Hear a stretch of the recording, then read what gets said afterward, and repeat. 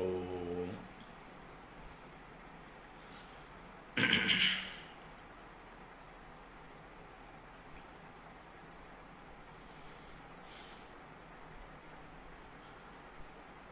ഗജാനന പദ്മാർക്കം ഗജാനനമഹർനിശം അനേകദം തം ഭക്താനാം ഏകദന്തമുപാസ്മഹേ.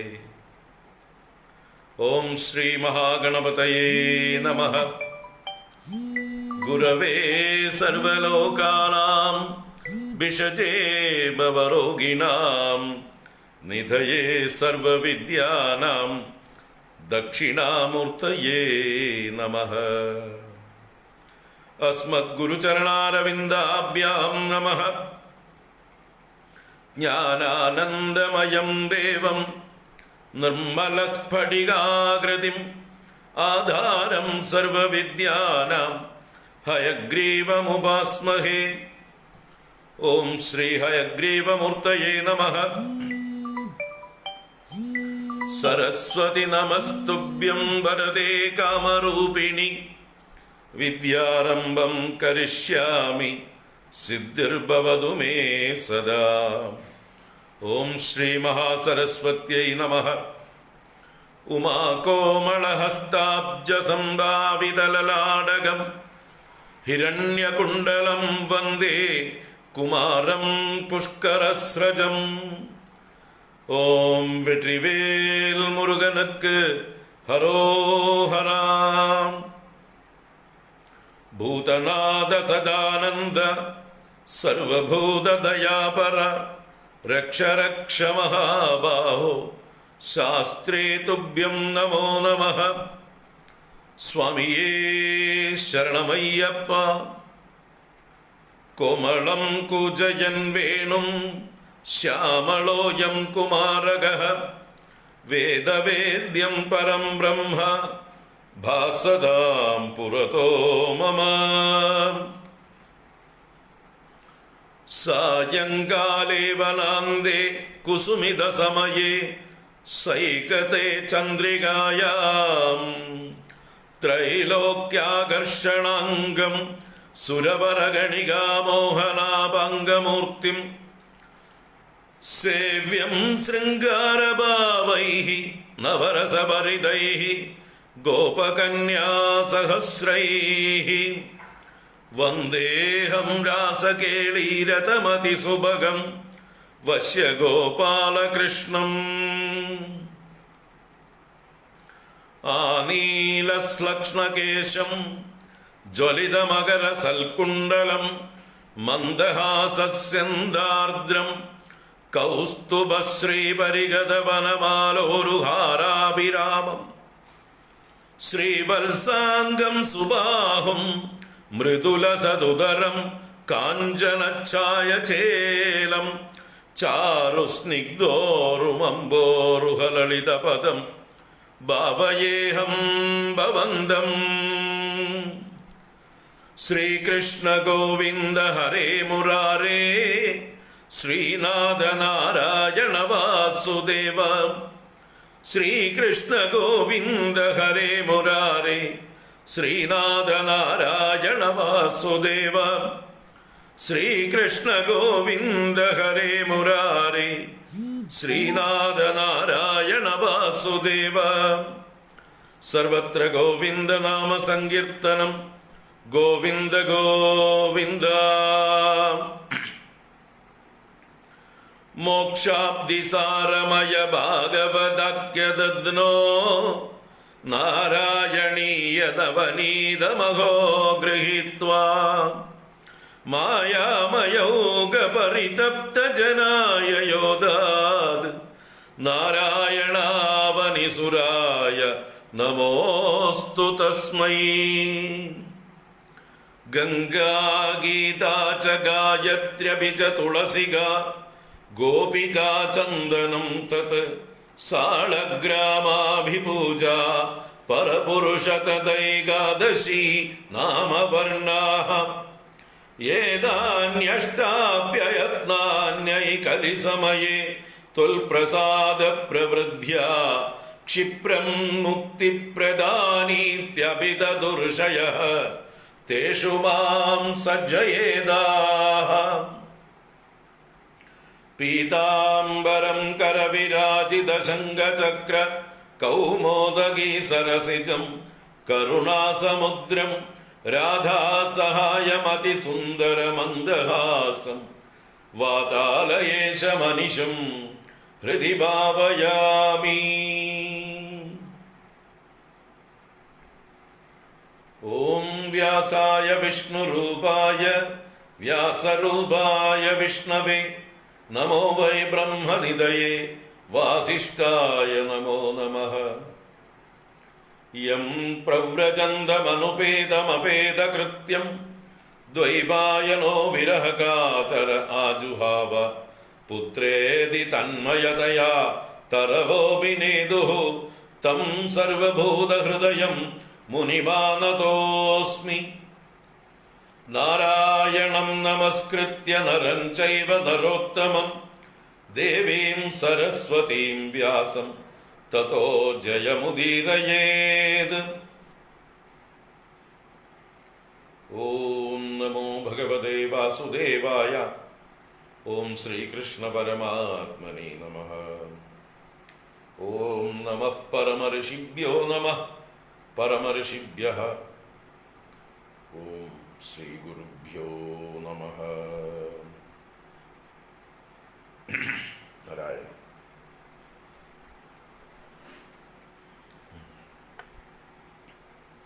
ഹരി ഓം. എല്ലാവർക്കും നമസ്കാരം.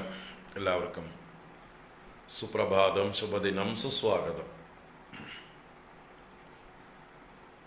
നാരായണീയ പരമ്പരയിലേക്ക് ഏവർക്കും സ്വാഗതം. ഇന്ന് 52-ാം എപ്പിസോഡാണ്.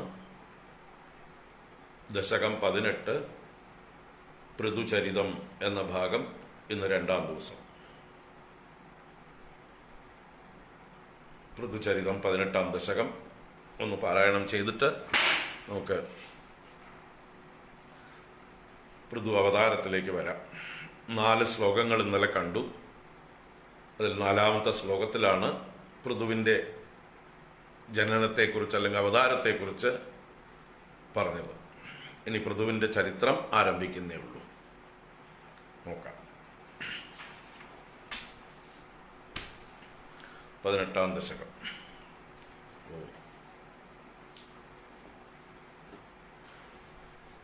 ജാതസ്യ ധ്രുവകുല ഏവ തുംഗകീർത്തേഃ അംഗസ്യ വ്യജനിസുതഃ സവേന നാമ യദ്ദോഷവ്യദിതമതിഃ സ് രാജവർയഃ ത്വൽപാദേ നിഹിതമനാ വനം ഗതോഭൂത്. പാപോഭിക്ഷിതിതലപാലനായ വേനഃ പൗരാദ്യൈർ ഉപനിഹിത കഠോരവീര്യഃ സർവേഭ്യോ നിജബലമേവ സംപ്രശംസൻ ഭൂചക്രേ തവ യജനാന്യയം നിരൗത്സീത്. സംപ്രാപ്തേ ഹിതകദനായ താപസൗഘേ മത്തോന്യോ ഭുവനപതിർന കശ്ചനേതി ത്വന്നിന്ദാവചനപരോ മുനീശ്വരൈസ്തൈഃ ശാപാഗ്നൗ ശലഭദശാം അനായിവേനഃ തന്നാശാദ്ഖലജനഭീരുകൈർമുനീന്ദ്രൈഃ തന്മാത്രാ ചിരപരിരക്ഷിതേ തദംഗേ ത്യക്താഗേ പരിമതിദാദോരുദണ്ഡാത് ദോർദണ്ഡേ പരിമതിദേ ത്വമാവിരാസീഃ. സർവത്ര ഗോവിന്ദ നാമ സങ്കീർത്തനം. ഗോവിന്ദ ഗോവിന്ദ.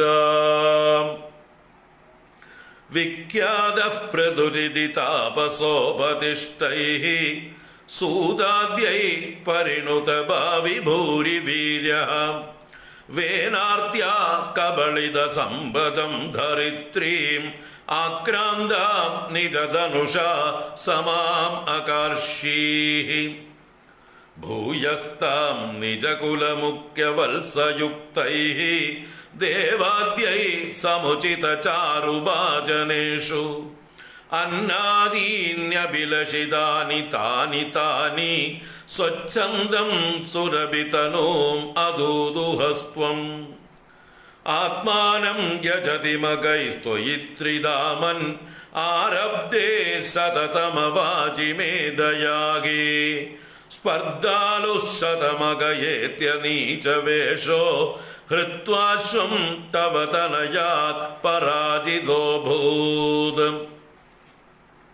ദേവേന്ദ്രം മുഹുരിതി വാജിനം ഹരന്തം വന്നൗതം മുനിവരമണ്ഡലേ ജുഹൂഷൗ രുന്ധാനേ കമലഭവേ ക്രതോഃ സമാപ്തൗ സാക്ഷാത്വം മധുരിപുമൈക്ഷദാ സ്വയം സ്വം തദ്ദത്തം വരമുപലഭ്യ ഭക്തിമേകാം ഗംഗാന്തേ വിഹിതപദ കദാഭിദേവ സത്രസ്തം മുനിനിവഹം ഹിതാനി ശംസൻ ഐക്ഷിഷ്ടാ സനകമുഖാൻ മുനീൻ പുരസ്താദ് വിജ്ഞാനം സനകമുഖോദിതം ദദാനഃ സ്വാത്മാനം സ്വയമഗമോ വനന്ദസേവി തത്താദൃക് പൃഥുവപുരീശ സത്വരം മേ രോഗൗകം പ്രശമയവാദഗേഹവാസിൻ തത്താദൃക് പൃഥുവപുരീശ സത്വരം മേ രോഗൗകം പ്രശമയവാദഗേഹവാസിൻ രോഗൗകം പ്രശമയവാദഗേഹവാസിൻ. സർവത്ര ഗോവിന്ദനാമ സങ്കീർത്തനം. ഗോവിന്ദ ഗോവിന്ദ. നാരായണാഖില ഗുരോ ഭഗവൻ നമസ്തേ.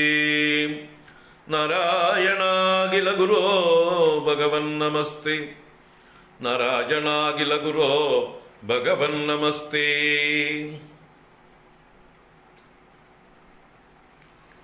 സർവത്ര ഗോവിന്ദനാമ സങ്കീർത്തനം. ശ്രീ ഗുരുവായൂരപ്പ ശരണം.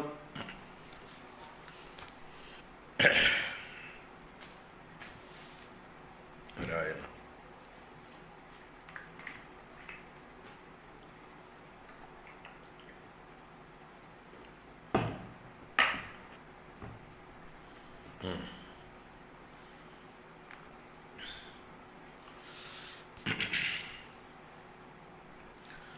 ഹരി ഓം. അപ്പോൾ സ്വയംഭൂ മനുവിൻ്റെ പൗത്രനായ ധ്രുവൻ്റെ വംശത്തിൽ മഹാനായ ഒരു രാജാവായിരുന്നു അങ്കൻ എന്ന പേരുള്ള രാജാവ്. അദ്ദേഹത്തിന് സന്തതികൾക്ക് യോഗമുണ്ടായിരുന്നില്ല. എങ്കിലും അദ്ദേഹം ബ്രാഹ്മണരെ കൊണ്ട് നിർബന്ധപൂർവം പുത്രകാമേഷ്ടി ചെയ്യിച്ച് ഒരു പുത്രനെ ജനിപ്പിച്ചു. ആ പുത്രൻ അദ്ദേഹത്തിൻ്റെ ഒരു വിരക്തിക്ക് കാരണഭൂതനായി തീർന്നു. അഥവാ അത്യന്തം ദുഷ്ടനായിരുന്നു. വേനൻ എന്നുള്ള പേരിൽ. ആ വേനനെ പിന്നീട് അംഗരാജാവ് രാജ്യം ഉപേക്ഷിച്ച് പോയപ്പോൾ നിവൃത്തിയില്ലാതെ രാജാവാക്കി വാഴിച്ചു. ആ വേനൻ എല്ലാവരോടും ആജ്ഞാപിച്ചു, ഭഗവാനുള്ള യാതൊരു യാഗങ്ങളും യജ്ഞങ്ങളും നടത്തിക്കൂടാ, ഒരു ദേവന്മാർക്കും ഒരു ആരാധനയും വേണ്ട, എല്ലാം എനിക്ക് കൊണ്ടു തന്നാൽ മതി എന്ന് അദ്ദേഹം പ്രഖ്യാപിച്ചു. അങ്ങനെ ആ രാജ്യത്ത് മഴ പോലും തീരെ ഇല്ലാതായി. പ്രജകൾ ദാരിദ്ര്യം കൊണ്ട് ശ്വാസം മുട്ടി. ആ ദാരിദ്ര്യ നിർമ്മാർജ്ജനത്തിന് മഴ പെയ്യിക്കാനായിക്കൊണ്ട്, യാഗം ചെയ്യാനായിക്കൊണ്ട് മഹർഷിമാർ ഒരുമ്പെട്ടതായിട്ടുള്ള സമയത്ത് അതിനെ തടയാൻ വന്ന വേനനെ നല്ല രീതിയിൽ ഉപദേശിച്ചപ്പോൾ വേനൻ ധിക്കാരപൂർവം മഹർഷിമാരോട് പെരുമാറുകയും നിന്ദിച്ച് സംസാരിക്കുകയും ചെയ്തു. അതിൻ്റെ ഫലമായി മഹർഷിമാർ അവരുടെ കോപം ഒരു ഹും എന്ന ശബ്ദത്തിലൂടെ പുറപ്പെടുവിച്ചു. ആ ഹുങ്കൃതി കൊണ്ട് വേനൻ മരിച്ചു. പിന്നീട് വേനൻ്റെ അമ്മ ആ ശരീരം എണ്ണത്തോണിയിലെടുത്ത് സൂക്ഷിച്ചു വെച്ചു. ഈ രാജ്യത്ത് രാജാവില്ലാതായപ്പോൾ, വീണ്ടും കള്ളന്മാരുടെയും കൊള്ളക്കാരുടെയും ഉപദ്രവം സഹിക്കാതായപ്പോൾ ജനങ്ങളെല്ലാം കൂടി ഈ ഋഷിമുനിമാരെ സമീപിച്ചപ്പോൾ അവർ തന്നെ ഈ വേനന്റെ ശരീരം കടഞ്ഞ് അതിൽ നിന്ന് അനന്തരാവകാശിയെ, രാജസിംഹാസനത്തിലേക്കുള്ള യോഗ്യനായിട്ടുള്ളൊരു രാജാവിനെ അതിൽ നിന്ന് എടുക്കാനായിക്കൊണ്ട് ആദ്യം തുടകൾ കടഞ്ഞു. അതിൽ നിന്ന് പാപത്തിൻ്റെ മൂർത്തിയായിട്ടുള്ള ഒരു കറുത്ത മനുഷ്യൻ വന്നു. അയാള് നിഷാദ വംശമായി തീർന്നു. പിന്നീട് അതിനുശേഷം ഈ വേനന്റെ കൈകൾ കടഞ്ഞതായുള്ള സമയത്ത് ആ കൈകളിൽ നിന്ന് ഭഗവാൻ ആവിർഭവിച്ചു. പൃഥു എന്ന പേരിൽ ക്ഷത്രിയ ധർമ്മം ലോകത്തിൽ കാണിച്ചു കൊടുക്കാനായിക്കൊണ്ടുള്ള അതിശ്രേഷ്ഠമായിട്ടുള്ള ഭഗവാന്റെ ഒരു അവതാരമാണ്. ആ പൃഥുവും ഭഗവാന്റെ കൂടെ തന്നെ മഹാലക്ഷ്മി തന്നെ സഹചാരിണിയായി, സഹധർമ്മിണിയായി അർച്ചിസ് എന്നുള്ളതായിട്ടുള്ള പേരിലും അവതരിച്ചു. അതുവരെയാണ് നമ്മൾ ഇന്നലെ പറഞ്ഞു നിർത്തിയത്. 4-ാമത്തെ ശ്ലോകം. ദോർദണ്ഡേ പരിമതിദേ ത്വം ആവിരാസീഹി. ആ കൈത്തണ്ടകൾ പരിമതനം ചെയ്തപ്പോൾ ഗുരുവായൂരപ്പ അങ്ങ് ആവിർഭവിച്ചുവല്ലോ എന്ന് പറഞ്ഞ് നിർത്തി. ഇനി ആ കഥ തുടരുകയാണ്. മേൽപ്പത്തൂർ വളരെ ചുരുക്കിയാണ് പറഞ്ഞു പോകുന്നത്. നമുക്ക് കുറച്ചുകൂടെ ഭാഗവതത്തിൻ്റെ അടിസ്ഥാനത്തിൽ നോക്കാം.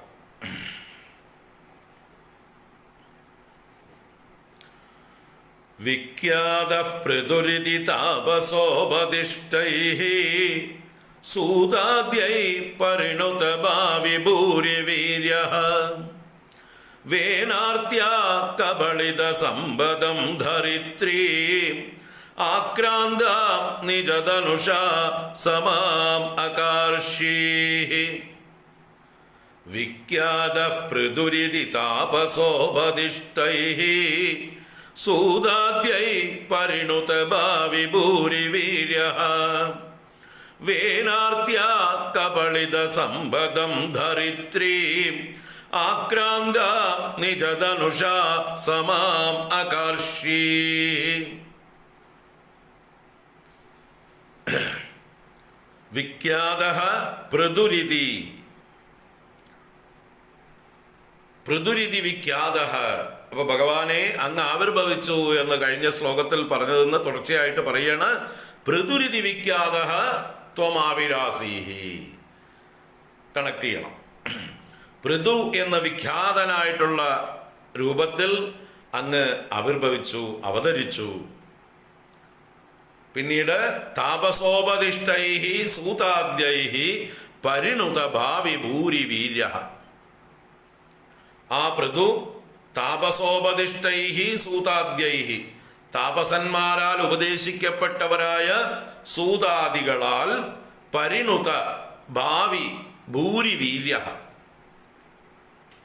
നന്നായി സ്തുതിക്കപ്പെട്ടതായിട്ടുള്ള ഭാവിയിലെ വർദ്ധിച്ച വീര്യത്തെ പ്രകടിപ്പിക്കുന്നവനായി. എന്ന് പറഞ്ഞാൽ എന്താ സംഭവം വെച്ചാൽ, ശ്രീമദ് ഭാഗവതം 4ാം സ്കന്ധത്തിൽ 16-17 അധ്യായങ്ങളിലായിട്ടാണ് ഈ പൃഥുവിൻ്റെ അവതാര ഭാഗം വർണ്ണിച്ചിരിക്കുന്നത്. അപ്പം അവിടെ ഈ മഹർഷിമാര് വേനന്റെ കൈകൾ കടഞ്ഞ് പൃഥുവും അർച്ചിസ്സും ദമ്പതികളായി വന്നതോടുകൂടി ഭഗവാന്റെ എല്ലാ ലക്ഷണങ്ങളോട് കൂടിയിട്ടാണ് വന്നത്. അപ്പൊ തന്നെ മഹർഷിമാർക്ക് മനസ്സിലായി ഇത് ഭഗവാന്റെ അവതാരമാണെന്ന്. ആ സമയത്ത് രാജാവിനെ സ്തുതിക്കുന്ന ആളുകളാണ് ഇവിടെ സൂതാദ്യൈഹി എന്ന് പറഞ്ഞത്. സൂതൻ മുതലായവർ എന്ന് പറഞ്ഞാൽ സൂത മാഗധ വന്ദികൾ. സൂതന്മാര്, മാഗധന്മാര്, ബന്ദികൾ അഥവാ വന്ദികൾ എന്ന് പറയുന്ന കൂട്ടര്. രാജാവിനെ പ്രശംസിക്കാനും സ്തുതിക്കാനുമുള്ള സ്തുതി പാഠകന്മാരാണ്. രാജാവിനെ രാവിലെ പള്ളി ഉണർത്തുന്നത് മുതൽക്ക് രാജാവിൻ്റെ എഴുന്നള്ളത്തുകളിലും അതുപോലെയുള്ള വിശേഷ സന്ദർഭങ്ങളിലും സഭയിലും എല്ലാം രാജാവിനെ സ്തുതിക്കാനായിക്കൊണ്ട് നിയോഗിക്കപ്പെട്ടിട്ടുള്ളതായിട്ടുള്ള ആളുകളാണ് സൂത മാഗധ വന്ദികൾ എന്ന് പറയുന്നവർ. അത് ആവശ്യമാണ്. രാജാവിനെ എപ്പോഴും എന്താ പറയുക, ഒരു ഉത്തരവാദിത്വ ബോധമുള്ള ഒരാളായി പ്രചോദിപ്പിച്ച് നിർത്താൻ അങ്ങനെയുള്ള സൂതമാഗത വന്ദികളുടെ സ്തുതികൾ എപ്പോഴും സഹായിക്കും. ഒരു പ്രോത്സാഹനമാണത്. ഇപ്പോൾ രാജാവ് മറ്റുള്ളവരിൽ വെച്ച് വളരെ വിശിഷ്ടനാണെന്നും അദ്ദേഹത്തിന് ഒരുപാട് കാര്യങ്ങൾ പ്രജകൾക്ക് വേണ്ടി ചെയ്യാനുണ്ടെന്നും അദ്ദേഹം ഇന്ന കഴിവുകൾ കൊണ്ട് വിശിഷ്ടനാണെന്നും ഒക്കെ പ്രത്യേകം എടുത്ത് സ്തുതിക്കുമ്പോൾ അദ്ദേഹത്തിൻ്റെ ധർമ്മബോധം നിലനിർത്താൻ സാധിക്കുന്നു. അല്ലെങ്കിൽ ഒരു സാധാരണക്കാരനായിട്ടൊരു സിമ്പിളായിട്ടൊരു മനുഷ്യനായി തീർന്നാൽ അദ്ദേഹത്തിന് മറ്റുള്ളവരെ പോലെ തന്നെ ഉള്ളൂ ഉത്തരവാദിത്വങ്ങൾ. ചിലപ്പോൾ അദ്ദേഹത്തിന് ഒരു പ്രചോദനം ഉള്ളിൽ ഇല്ലാതായാൽ, രാജാവ് ഒരു ഡെസ്പറേറ്റ് ആയാൽ, ഒരു വിഷാദഗ്രസ്തനായാൽ രാജ്യം മുടിഞ്ഞു പോകും. അതുകൊണ്ടാണ് രാജാവിനെ സ്തുതിപാഠകന്മാർ ആവശ്യമാണ്. അത് ഒരു ധർമ്മമാണത്, ന്യായമാണത്. രാജാവിനെ പ്രോത്സാഹിപ്പിക്കാനുള്ളവരാണ്. രാജാവിൻ്റെ വൈശിഷ്ട്യം രാജാവിനെ എപ്പോഴും ഉണർത്താനുള്ളവരാണ്. You are special, you are great, you are the protector of all these citizens. അല്ലെ, പ്രജകളുടെ രക്ഷകനാണ് അങ്ങ്. പ്രജകൾക്ക് വേണ്ടി ഇന്ന കർമ്മങ്ങൾ അങ്ങ് ചെയ്യേണ്ടതുണ്ട്. പ്രജകൾ അങ്ങയിൽ നിന്ന് ഇന്നത് പ്രതീക്ഷിക്കുന്നു എന്നൊക്കെ ഉള്ളതായിട്ടുള്ള അതെ, needed for all good public figures. എന്നാലേ അവരവർക്ക് ഉത്തരവാദിത്വവും പ്രോത്സാഹനവും ഉണ്ടാവുള്ളൂ. മാത്രമല്ല, അങ്ങനെ സ്തുതിക്കപ്പെടുന്ന ആളുകളെ സമൂഹം ബഹുമാനിക്കുകയും ചെയ്യും. അതുകൊണ്ട് അപ്പൊ സമൂഹത്തിന്റെ ഒരു ബഹുമാനത്തിനും അവർ പാത്രീഭവിക്കും.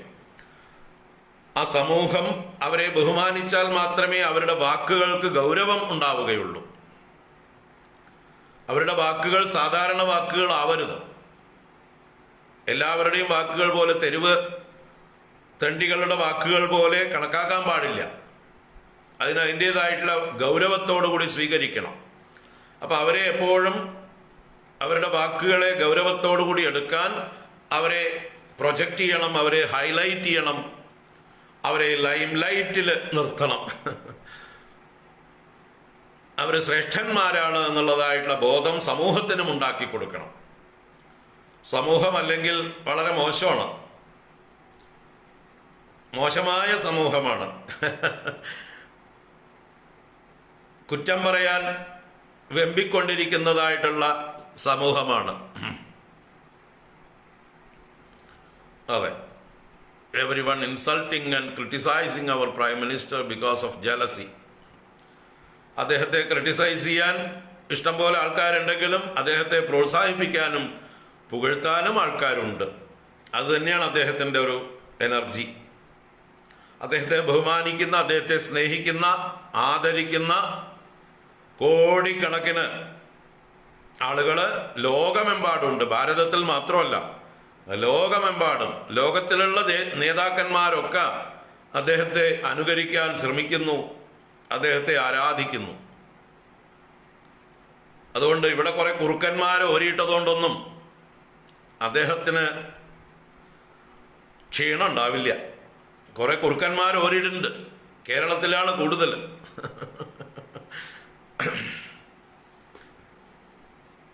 നമ്മുടെയൊക്കെ ഭാഗ്യമാണ് ഭാരതം ഇങ്ങനൊരു രാജർഷി തുല്യനായിട്ടുള്ള മഹാത്മാവിൻ്റെ നേതൃത്വത്തിൽ വരാനുള്ള കാരണം തന്നെ.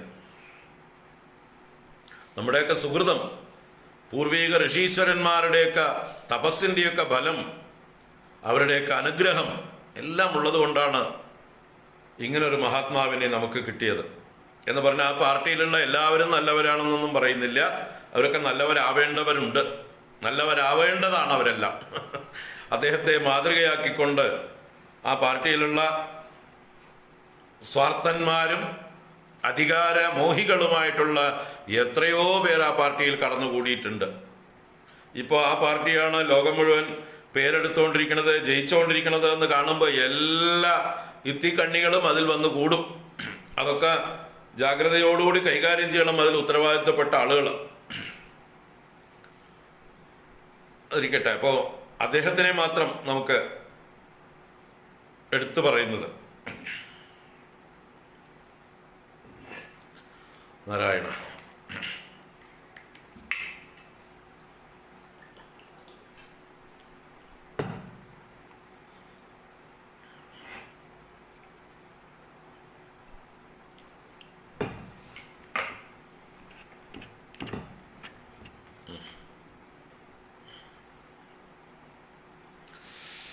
നാരായണ.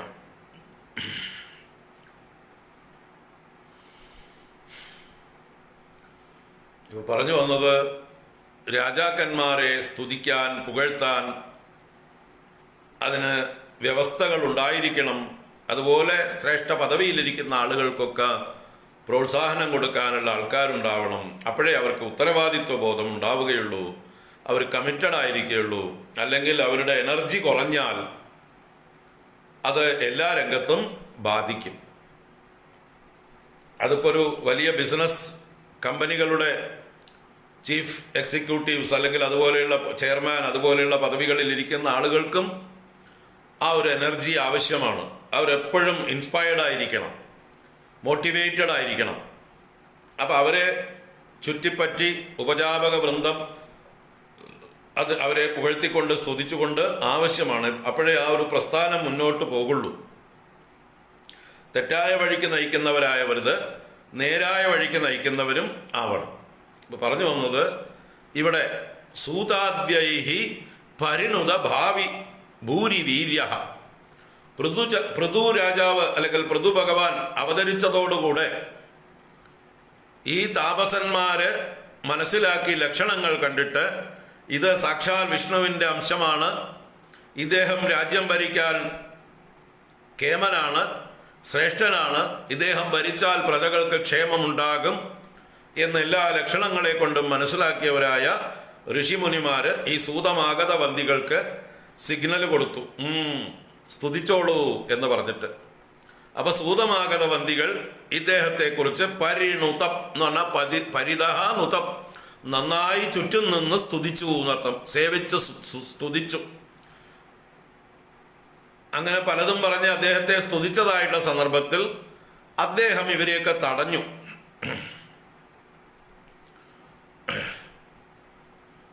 അദ്ദേഹം ഇവരെയൊക്കെ തടഞ്ഞു. പൃഥു ചക്രവർത്തി ഈ സൂതമാഗതവന്തികളെ നിഷേധിച്ചു. നിർത്തൂ, ഞാനിവിടെ ഒന്നും ചെയ്തിട്ടില്ല, ഞാൻ ജനിച്ചു വന്നിട്ടേ ഉള്ളൂ. അപ്പോഴേക്കും നിങ്ങൾ എന്നെ എന്ത് പറഞ്ഞിട്ടാ സ്തുതിക്കണത്? ഇത് ശരിയല്ല. ഞാൻ ഒന്നും ചെയ്യാതെ എന്നെ സ്തുതിക്കുന്നത് അധർമ്മമാണ്. എന്നെ വഴിതെറ്റിക്കാനേ ഇത് സഹായിക്കുകയുള്ളൂ. അതുകൊണ്ട് എന്നെ വഴിതെറ്റിക്കരുത് നിങ്ങൾ. ഞാൻ സ്തുത്യർഹനല്ല, നിങ്ങൾ ഈശ്വരനെ സ്തുതിക്കുവിൻ എന്ന് പറഞ്ഞ് ആ പൃഥു അപ്പം തന്നെ അവരെ നിഷേധിച്ചു. നിങ്ങൾ ഈശ്വരനെയാണ് സ്തുതിക്കേണ്ടത്, എന്നെയല്ല എന്നാണ് അദ്ദേഹം പറഞ്ഞത്. നമ്മുടെ വേനന്റെ ഓപ്പോസിറ്റ്. ശരിക്ക് വേനൻ എന്താ പറഞ്ഞത്? ഈശ്വരനെ സ്തുതിക്കേണ്ട, ഈശ്വരന് യജ്ഞങ്ങൾ വേണ്ട, ഈശ്വരന്റെ അംശമാണ് ഭൂമിയിലെ രാജാവ്, അതുകൊണ്ട് ഭൂമിയിലെ രാജാവിനെ പൂജിച്ചാൽ മതി, ഈശ്വരനെ പൂജിക്കേണ്ട കാര്യമില്ല എന്ന് പറഞ്ഞ ആ വേനന്റെ എതിരായിട്ടുള്ള ഒരാളായിരുന്നു പൃഥു. വിപരീത ഗുണം. അദ്ദേഹം വിനീതനായി പറയുകയാണ്, ഞാൻ സ്തുത്യർഹനല്ല, ഞാനിപ്പോ ഒന്നും ചെയ്തിട്ടില്ല, അതുകൊണ്ട് എന്നെ സ്തുതിക്കരുത്, ഈശ്വരനെ സ്തുതിക്കുമെന്ന്. അപ്പോ ശരിക്കും അദ്ദേഹം സ്തുത്യർഹനാണെന്ന് തെളിയിച്ചു എന്നർത്ഥം. അദ്ദേഹത്തിന്റെ യോഗ്യതയാണത്. അത് കേട്ട ഉടനെ സൂതമാഗതവന്തികൾ പേടിച്ച് പിന്മാറിയെങ്കിലും ഈ മുനിമാരെ ഒന്നുകൂടെ പ്രോത്സാഹിപ്പിച്ചു. ഇങ്ങേരെ തന്നെയാണ് സ്തുതിക്കേണ്ടത്, ഇദ്ദേഹം തന്നെയാണ് ഈശ്വരൻ, ഇദ്ദേഹം ഈശ്വര തുല്യനാണ്, അതുകൊണ്ട് ഇദ്ദേഹത്തെ സ്തുതിക്കുന്നെന്ന് വീണ്ടും താപസന്മാർ ആ സൂതമാഗതവന്തികളെ പ്രോത്സാഹിപ്പിച്ചു. അതാണ് ഇവിടെ പ്രത്യേകം എടുത്തു പറഞ്ഞത്. താപസോപദിഷ്ടൈഹി സൂതാദ്യൈഹി പരിണുത ഭാവി ഭൂരി വീര്യ. അദ്ദേഹം ഭാവിയിൽ ചെയ്യാൻ പോകുന്ന പരാക്രമങ്ങളെക്കുറിച്ച്, ശ്രേഷ്ഠങ്ങളായ പ്രവൃത്തികളെക്കുറിച്ച് ഇവര് സ്തുതിക്കാൻ തുടങ്ങി. ഈ രാജാവ് നമ്മൾക്ക് വേണ്ടി ഇന്നത് ചെയ്യും എന്ന് പറഞ്ഞ് വിളിച്ച് വിളിച്ച് പറയാൻ തുടങ്ങി. ഏതൊക്കെയാണ്? ആദ്യം ഇദ്ദേഹം ഭൂമിയെ കാമധേനുവാക്കി, ആ കാമധേനുവിൽ നിന്ന് വേണ്ടതെല്ലാം കറന്നെടുക്കും. 14 ലോകങ്ങൾക്കും ആവശ്യമായിട്ടുള്ള എല്ലാ ഭോഗങ്ങളും ആ ഭൂമിയാകുന്ന കാമധേനുവിൽ നിന്ന് ഇദ്ദേഹം കറന്നെടുക്കും. ഇദ്ദേഹം ഈ ഭൂമിയെ ജനങ്ങൾക്ക് വാസയോഗ്യമാക്കി സമതലങ്ങളാക്കി ചെയ്യും. ഇദ്ദേഹം 100 അശ്വമേധയാഗങ്ങൾ ചെയ്ത് പ്രശസ്തി നേടും. ഇദ്ദേഹം ഇന്ദ്രനെ പോലും ജയിക്കുന്നവനായി തീരും. ഇദ്ദേഹം ഭാവിയിൽ ഭഗവാന്റെ അനുഗ്രഹത്തിന് പാത്രീഭവിക്കും. ഇദ്ദേഹത്തിന് മഹാത്മാക്കളുടെ എല്ലാ അനുഗ്രഹങ്ങളും ഉണ്ടായിത്തീരും. ഇങ്ങനെ എന്തൊക്കെ ഒരു രാജാവിന് ആവശ്യമായിട്ടുള്ള കാര്യങ്ങളുണ്ടോ, എന്തൊക്കെ ഇദ്ദേഹം ഭാവിയിൽ ഇവർക്ക് വേണ്ടി ചെയ്യണമോ, പ്രജകൾക്ക് വേണ്ടി ചെയ്യണമോ, അതൊക്കെ ഭാവിയിൽ നടക്കാൻ പോകുന്നത് കാണുന്നവരെ പോലെ ഈ സൂതമാഗത വന്തികൾ ഇദ്ദേഹത്തെ സ്തുതിക്കാനായിക്കൊണ്ട് ഉപയോഗിച്ചു. അതാണ് ഇവിടെ പരിണുത ഭാവി ഭൂരി വീര്യ. നന്നായി സ്തുതിക്കപ്പെട്ട ഭാവിയിലെ വർദ്ധിച്ച ഭൂരിയായ വീര്യങ്ങളെ കുറിച്ച് സ്തുതിക്കപ്പെട്ടവനായി എന്ന്. അങ്ങനെ ഇദ്ദേഹം തടഞ്ഞിട്ടും ഋഷിമുനിമാരുടെ പ്രോത്സാഹനം കൊണ്ട് സൂതമാഗത വന്തികൾ ഇദ്ദേഹത്തെ സ്തുതിച്ചു. പിന്നീട് ആ ഋഷീശ്വരന്മാരുടെ നേതൃത്വത്തിൽ ഇദ്ദേഹത്തിന് രാജ്യാഭിഷേകം ചെയ്ത് രാജാവാക്കി. ആ പൃഥുവിൻ്റെ കൂടെ ഉള്ള ദേവിയെ, അർച്ചിസ് എന്ന ദേവിയെ അദ്ദേഹത്തിന് ഭാര്യയാക്കി, പത്നിയാക്കി, മഹിഷിയാക്കി സമർപ്പിക്കുകയും ചെയ്തു. അങ്ങനെ രാജാവ് രാജ്യഭാരം ഏറ്റെടുത്തതോടുകൂടി പിന്നെ പ്രജകളുടെ നിവേദനങ്ങളായി. പ്രജകള് അവരിത്രയും കാലം ഭൂമിയിൽ മഴയില്ലാത്തത് കൊണ്ട് കൃഷികളൊന്നും നടക്കുന്നില്ല, സസ്യലതാദികളൊന്നുമില്ല, ഭൂമി വരണ്ടിരിക്കുകയാണ്. അതുകൊണ്ട് തന്നെ പട്ടിണിക്കോലങ്ങളായിരുന്ന ആളുകൾ എല്ലാവരും കൂടി ആ രാജാവിൻ്റെ അടുത്തേക്ക് വന്ന് കരയാൻ തുടങ്ങി. ഞങ്ങൾക്ക് വിശക്കുന്നു, ഞങ്ങൾക്ക് നല്ല ഭക്ഷണം തരണം എന്ന് പറഞ്ഞുകൊണ്ട് പ്രജകൾ ആവലാതിയുമായിട്ട് വന്നു. അപ്പോഴാണ് ഇദ്ദേഹം ചിന്തിച്ചത്, എന്താ പറ്റിയത്, എന്തുണ്ടായി എന്ന് ചിന്തിച്ചപ്പോൾ അദ്ദേഹത്തിന് മനസ്സിലായി, ഇവിടെ മഴ പെയ്തിട്ടില്ല, ഭൂമിയിൽ സസ്യജാലങ്ങളൊന്നുമില്ല, അതുകൊണ്ടാണ് പ്രജകൾക്ക് അന്നമില്ലാതായത്. അപ്പൊ ഭൂമിയിൽ സസ്യജാലങ്ങളുടെ ബീജങ്ങളെല്ലാം ഉള്ളിലുണ്ട്, അതൊന്നും പുറത്തേക്ക് വരുന്നില്ല. അപ്പൊ ഭൂമി ഇതിനെയെല്ലാം മറച്ചു വെച്ചിരിക്കുകയാണ്, കബളിപ്പിച്ചു വെച്ചിരിക്കുകയാണ് എന്ന് ഇദ്ദേഹം കരുതി അദ്ദേഹം ഭൂമിയെ ശാസിക്കുന്നു. ഭൂമിയുടെ നേരെ അദ്ദേഹം കോപിക്കുന്നു. അമ്പും വില്ലുമെടുത്ത് ഭൂമിയോട് ആജ്ഞാപിക്കുന്നു, മര്യാദയ്ക്ക് ഉള്ളിൽ ഒളിപ്പിച്ചു വെച്ചിരിക്കുന്നതായിട്ടുള്ള സസ്യജാലങ്ങളുടെ ബീജങ്ങളെ മുഴുവൻ മുളപ്പിച്ച് പുറത്തേക്ക് പ്രകാശിപ്പിക്കൂ, എല്ലാവർക്കും വേണ്ടതായിട്ടുള്ള അന്നം കൊടുക്കൂ എന്ന് പറഞ്ഞ് ആജ്ഞാപിക്കാൻ തുടങ്ങി. ആ സമയത്ത് ഈ ഭൂമി ഇദ്ദേഹത്തെ പേടിച്ചുകൊണ്ട് ഒരു പശുവിന്റെ രൂപത്തിൽ ലോകം മുഴുവൻ ഓടുകയാണ്. എവിടെ ചെന്നാലും പുറകെ ആയുധപാണിയായി പൃഥുവിനെ കാണുന്നു. എവിടെ പോയിട്ടും രക്ഷയില്ല. പുറകെ തൊട്ടുപുറകെ അമ്പുമേന്തി വില്ലുമേന്തി തന്നെ ആക്രമിക്കാൻ പാകത്തിന് വരുന്നതായിട്ടുള്ള ആ പൃഥുവിനെ കണ്ട് അവസാനം പൃഥുവിന്റെ മുമ്പിൽ ശരണം പ്രാപിക്കുന്നു.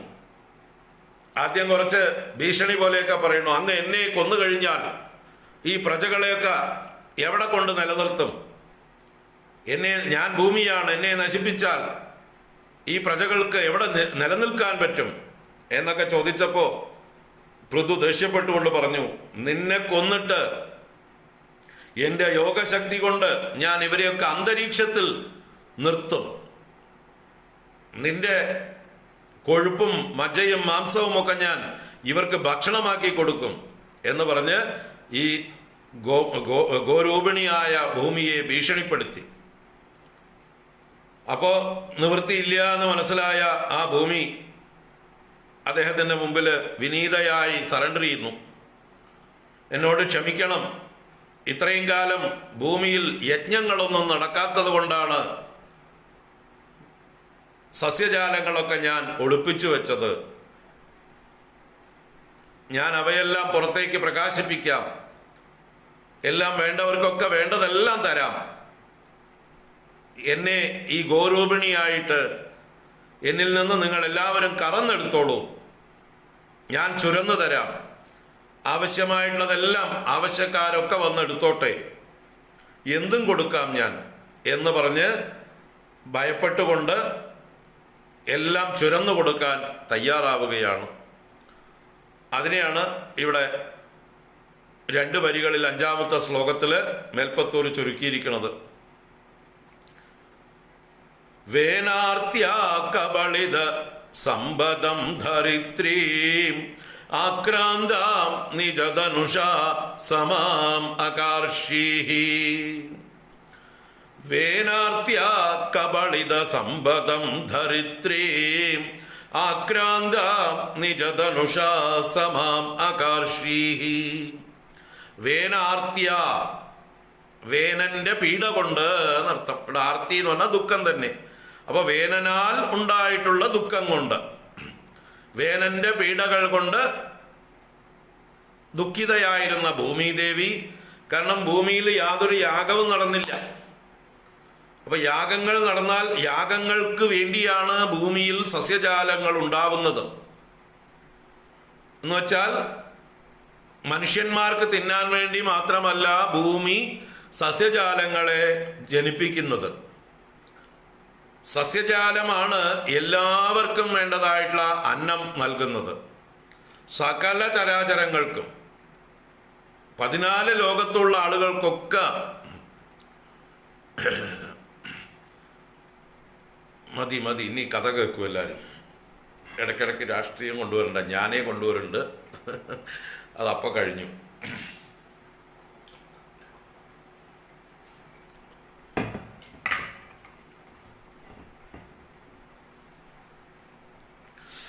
നാരായണ.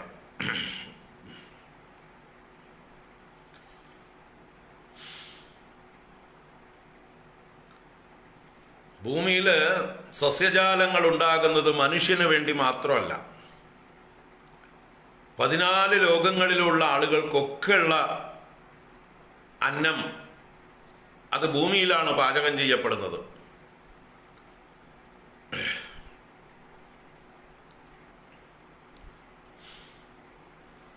ഭൂമിയിൽ ഭൂമിയിലുണ്ടാകുന്ന സസ്യങ്ങളെ കൊണ്ട് തന്നെയാണ് മനുഷ്യർക്കുള്ള ഭക്ഷണം, മൃഗങ്ങൾക്കുള്ള ഭക്ഷണം, പക്ഷികൾക്കുള്ള ഭക്ഷണം, ജലജന്തുക്കൾക്കുള്ള ഭക്ഷണം, ഉരകങ്ങൾക്കുള്ളതായിട്ടുള്ള ഭക്ഷണം, എല്ലാ യോനികൾക്കുള്ള ഭക്ഷണം സസ്യജാലങ്ങളാണ്. അതുപോലെ തന്നെ പരലോകത്തുള്ളതായിട്ടുള്ള പിതൃക്കൾക്ക് അന്നം കൊടുക്കുന്നത് ഇവിടുന്നാണ്. ഇവിടെ എന്താ പറയുക, അർദ്ധപാകം ചെയ്ത കവ്യം എന്നുള്ള രീതിയിൽ പിതൃക്കൾക്കായി കൊണ്ടിവിടെ പിണ്ഡം സമർപ്പിക്കുന്നു. അതുപോലെ ദേവന്മാർക്കുള്ളതായിട്ടുള്ള ഹവിസ് ഭൂമിയിൽ നിന്നാണ് അയക്കുന്നത്. സെൻട്രൽ കിച്ചൺ ഭൂമിയാണ്. എല്ലാവർക്കും ആവശ്യമായ പാചകം ഇവിടെ നടന്ന് ഇവിടുന്ന് പാർസൽ അയക്കുകയാണ് എല്ലാവർക്കും. അപ്പോൾ ഭൂമിയിലുള്ള അന്നം മനുഷ്യന് മാത്രമുള്ളതല്ല എന്നുള്ള ബോധം മനുഷ്യർക്ക് എല്ലാവർക്കും എപ്പോഴും ഉണ്ടാകണം. അതിനാണ് പഞ്ചയജ്ഞങ്ങൾ ചെയ്യണം എന്ന് പറയുന്നത്. പഞ്ചയജ്ഞങ്ങൾ എന്ന് പറയുന്നത് അതിനാണ്. പഞ്ചമഹായജ്ഞങ്ങൾ: ദേവയജ്ഞം, പിതൃയജ്ഞം, ബ്രഹ്മയജ്ഞം, അതിഥിയജ്ഞം, ഭൂതയജ്ഞം. ഇങ്ങനെ പഞ്ചമഹായജ്ഞങ്ങൾ ചെയ്യുന്നത് ഈ സെൻട്രൽ കിച്ചണിൽ നിന്ന് എല്ലാവർക്കും ആവശ്യമായിട്ടുള്ള ഭക്ഷണ വിതരണമാണ്. മനസ്സിലാക്കുക. അപ്പോൾ ഭൂമി ദേവിയാണ് 14 ലോകങ്ങൾക്കും കേന്ദ്രമായിരിക്കുന്നത്. ഇവിടെ ചെയ്യുന്ന കർമ്മങ്ങളുടെ ഫലമായിട്ട് ഇവിടുന്ന് പോയവരാണ് താഴോട്ടും മുകളിലോട്ടും. ഊർധ്വലോകങ്ങളിലുള്ളവരാവട്ടെ അധോ ലോകങ്ങളിലുള്ളവരാവട്ടെ ഭൂമിയിൽ ചെയ്ത കർമ്മഫലങ്ങളുടെ ഫലമായിട്ട് പോയവരാണ്. അപ്പോൾ കർമ്മഭൂമി എന്ന് പറയുന്നത് ഭൂമിയാണ്. ബാക്കിയെല്ലാം ഭോഗഭൂമികളാണ്. ഭോഗഭൂമികൾ. എന്ത് ഭൂമികൾ? ഭോഗഭൂമികൾ. ഭോഗം എന്ന് പറഞ്ഞാൽ അനുഭവിക്കുക. അവിടെ കൺസ്യൂമിങ് മാത്രമേ ഉള്ളൂ. അവിടെ പാപം ചെയ്തവര് താഴെ ലോകങ്ങളിൽ ചെന്ന് അവരുടെ പാപത്തെ കൺസ്യൂം ചെയ്യുന്നു. പുണ്യം ചെയ്തവര് ഊർധ്വലോകങ്ങളിൽ ചെന്ന് അവരുടെ പുണ്യത്തെ കൺസ്യൂം ചെയ്യുന്നു. അപ്പൊ 13 ലോകങ്ങളും കൺസ്യൂമേഴ്സിന്റെ ലോകമാണ്. പ്രൊഡക്ഷൻ എന്നുള്ളത് ഭൂമിയിലാണ്. ഇത് നമ്മൾ ഉറപ്പിച്ചു വെക്കണം. അപ്പൊ ഈ ഭൂമിയിൽ ചെയ്യുന്ന കർമ്മങ്ങൾക്കേ ബലമുള്ളൂ.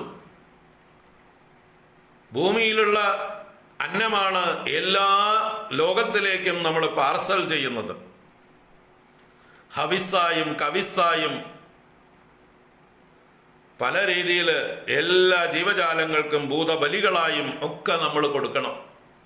അതുകൊണ്ട് മനുഷ്യന് മാത്രം ഉപഭോഗത്തിനുള്ളതല്ല ഭൂമിയിലുണ്ടാകുന്ന അന്നം. ഭൂമിയിലെ സസ്യജാലങ്ങൾ, ഭൂമിയിലെ ധാതുക്കൾ, ഭൂമിയിലുള്ള ഏത് വസ്തുക്കളാണെങ്കിലും, വെള്ളമാണെങ്കിലും വായുവാണെങ്കിലും ഏത് വസ്തുക്കളും മനുഷ്യർക്ക് മാത്രമുള്ളതല്ല. 14 ലോകങ്ങളിലും അവകാശികളുണ്ട്. അവർക്കൊക്കെ വേണ്ടതാണ്. ആ ഒരു ബോധം നമുക്കുണ്ടാവണം. അപ്പൊ അത് നഷ്ടപ്പെട്ട ഒരു കാലമായിരുന്നു വേനന്റെ ഭരണകാലം. ഭൗതികവാദിയായ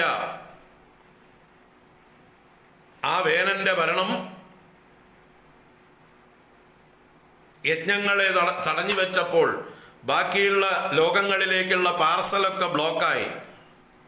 ഇവിടെയുള്ളവർ മാത്രം തിന്നുക, ഉപഭോഗം ചെയ്യുക എന്നുള്ള അവസ്ഥ വന്നു. അപ്പൊ ഭൂമി പ്രൊഡക്ഷൻ കൊടുക്കാതായി. ഭൂമിയിൽ നിന്ന് സസ്യജാലങ്ങൾ ഉണ്ടാവാതെയായി. മാത്രമല്ല, യജ്ഞം ചെയ്താലേ മഴയുണ്ടാവുള്ളൂ. യജ്ഞാത് ഭവതി പർജന്യ. യജ്ഞത്തിൽ നിന്നാണ് പർജന്യം അഥവാ മഴയുണ്ടാകുന്നത്. പർജന്യാത് അന്നസംഭവ. മഴയുണ്ടായാലേ അന്നമുണ്ടാവുള്ളൂ. അപ്പൊ ഭൂമി എന്ത് ചെയ്തു? ഭൂമി യജ്ഞം ചെയ്യാത്തത് കൊണ്ട് ബീജങ്ങളെയൊക്കെ മുളപ്പിക്കാതെ ഉള്ളിൽ മറപ്പിച്ചു വെച്ചു. അതാണ് ഇവിടെ കബളിത സമ്പദം. കബളിത സമ്പദം. ഭൂമിയിലുള്ള സർവസമ്പത്തുകളെയും ഭൂമി കബളിപ്പിച്ചു. കബളിപ്പിക്കുക എന്ന് പറഞ്ഞാൽ മൂടി വെക്കുക എന്നാണ് അർത്ഥം. വാക്കിന്റെ അർത്ഥം തന്നെ കബളം, കമ്പളം എന്നൊക്കെ പറഞ്ഞാൽ മൂടാനുള്ള പുതപ്പ് എന്നാണ് അർത്ഥം. കമ്പളം എന്ന് നമ്മൾ ഉപയോഗിക്കാറില്ലേ? കമ്പളം എന്ന് പറഞ്ഞാൽ പുതപ്പാണ്. അതിന്റെ ഒരു രൂപം തന്നെയാണ് കബളിക്കുക എന്ന് പറഞ്ഞാൽ മറച്ചു വെക്കുക എന്നാണ്. കബളിപ്പിക്കുക. അപ്പൊ ഭൂമി സമ്പത്തുകളെ മുഴുവൻ മറച്ചു വെച്ചു, ഉള്ളിലേക്ക് വലിച്ചു. അങ്ങനെയുള്ള ദരിദ്രീം, ആ ദരിദ്രിയെ ആക്രാന്താം, ആക്രമിച്ചിട്ട് ഭൂമി ലോകം മുഴുവൻ ഓടിപ്പോയപ്പോ ഭഗവാൻ പൃഥു പുറകെ പോയി ആ ഭൂമിയെ ആക്രമിച്ചു. എന്നിട്ട് അവളിൽ നിന്ന് എല്ലാം കറന്നെടുത്തു. ആവശ്യക്കാരായിട്ടുള്ള ആളുകൾക്കൊക്കെ ആവശ്യമായിട്ടുള്ളതെല്ലാം ഭൂമിയിൽ നിന്ന് കാമധേനുവാക്കി ഭൂമിയെ കറന്നെടുത്തു എന്ന് പറയുന്നുണ്ട്. അപ്പൊ ആർക്കൊക്കെ എന്തൊക്കെ വേണം അതൊക്കെ ഭൂമി ചൊരന്നു കൊടുത്തു എന്നാണ്. 18-ാമത്തെ അധ്യായത്തിലാണ് ആ കാര്യങ്ങളൊക്കെ പറഞ്ഞു വന്നിരിക്കുന്നത്.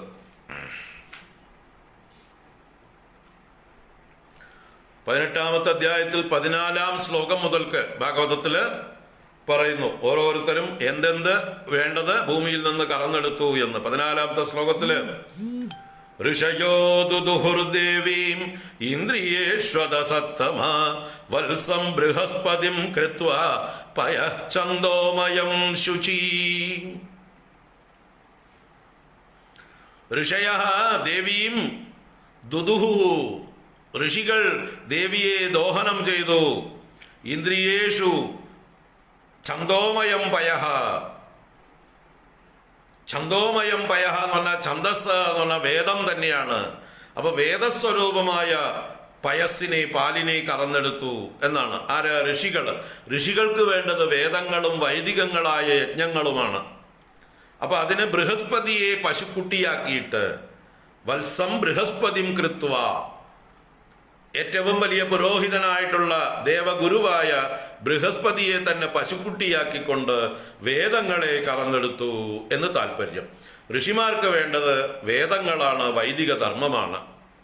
പിന്നെയോ കൃത്വാ വത്സം സുരഗണാഃ ഇന്ദ്രം സോമമധു അദൂദുഹൻ ഹിരണ്മയേന പാത്രേണ വീര്യം ഓജോ ബലം പയഃ. ദേവഗണങ്ങള് ഇന്ദ്രനെ വത്സനാക്കിക്കൊണ്ട് സോമം അദൂദുഹൻ, സോമത്തെ കറന്നെടുത്തു എന്നാണ്. അവർക്ക് വേണ്ടത് സോമമാണ്. സ്വർണപാത്രത്തിൽ സോമരസം കറന്നെടുത്തു. അമൃത സമാനമായിട്ടുള്ള സോമരസം ദേവന്മാർക്ക് പ്രിയപ്പെട്ടത്.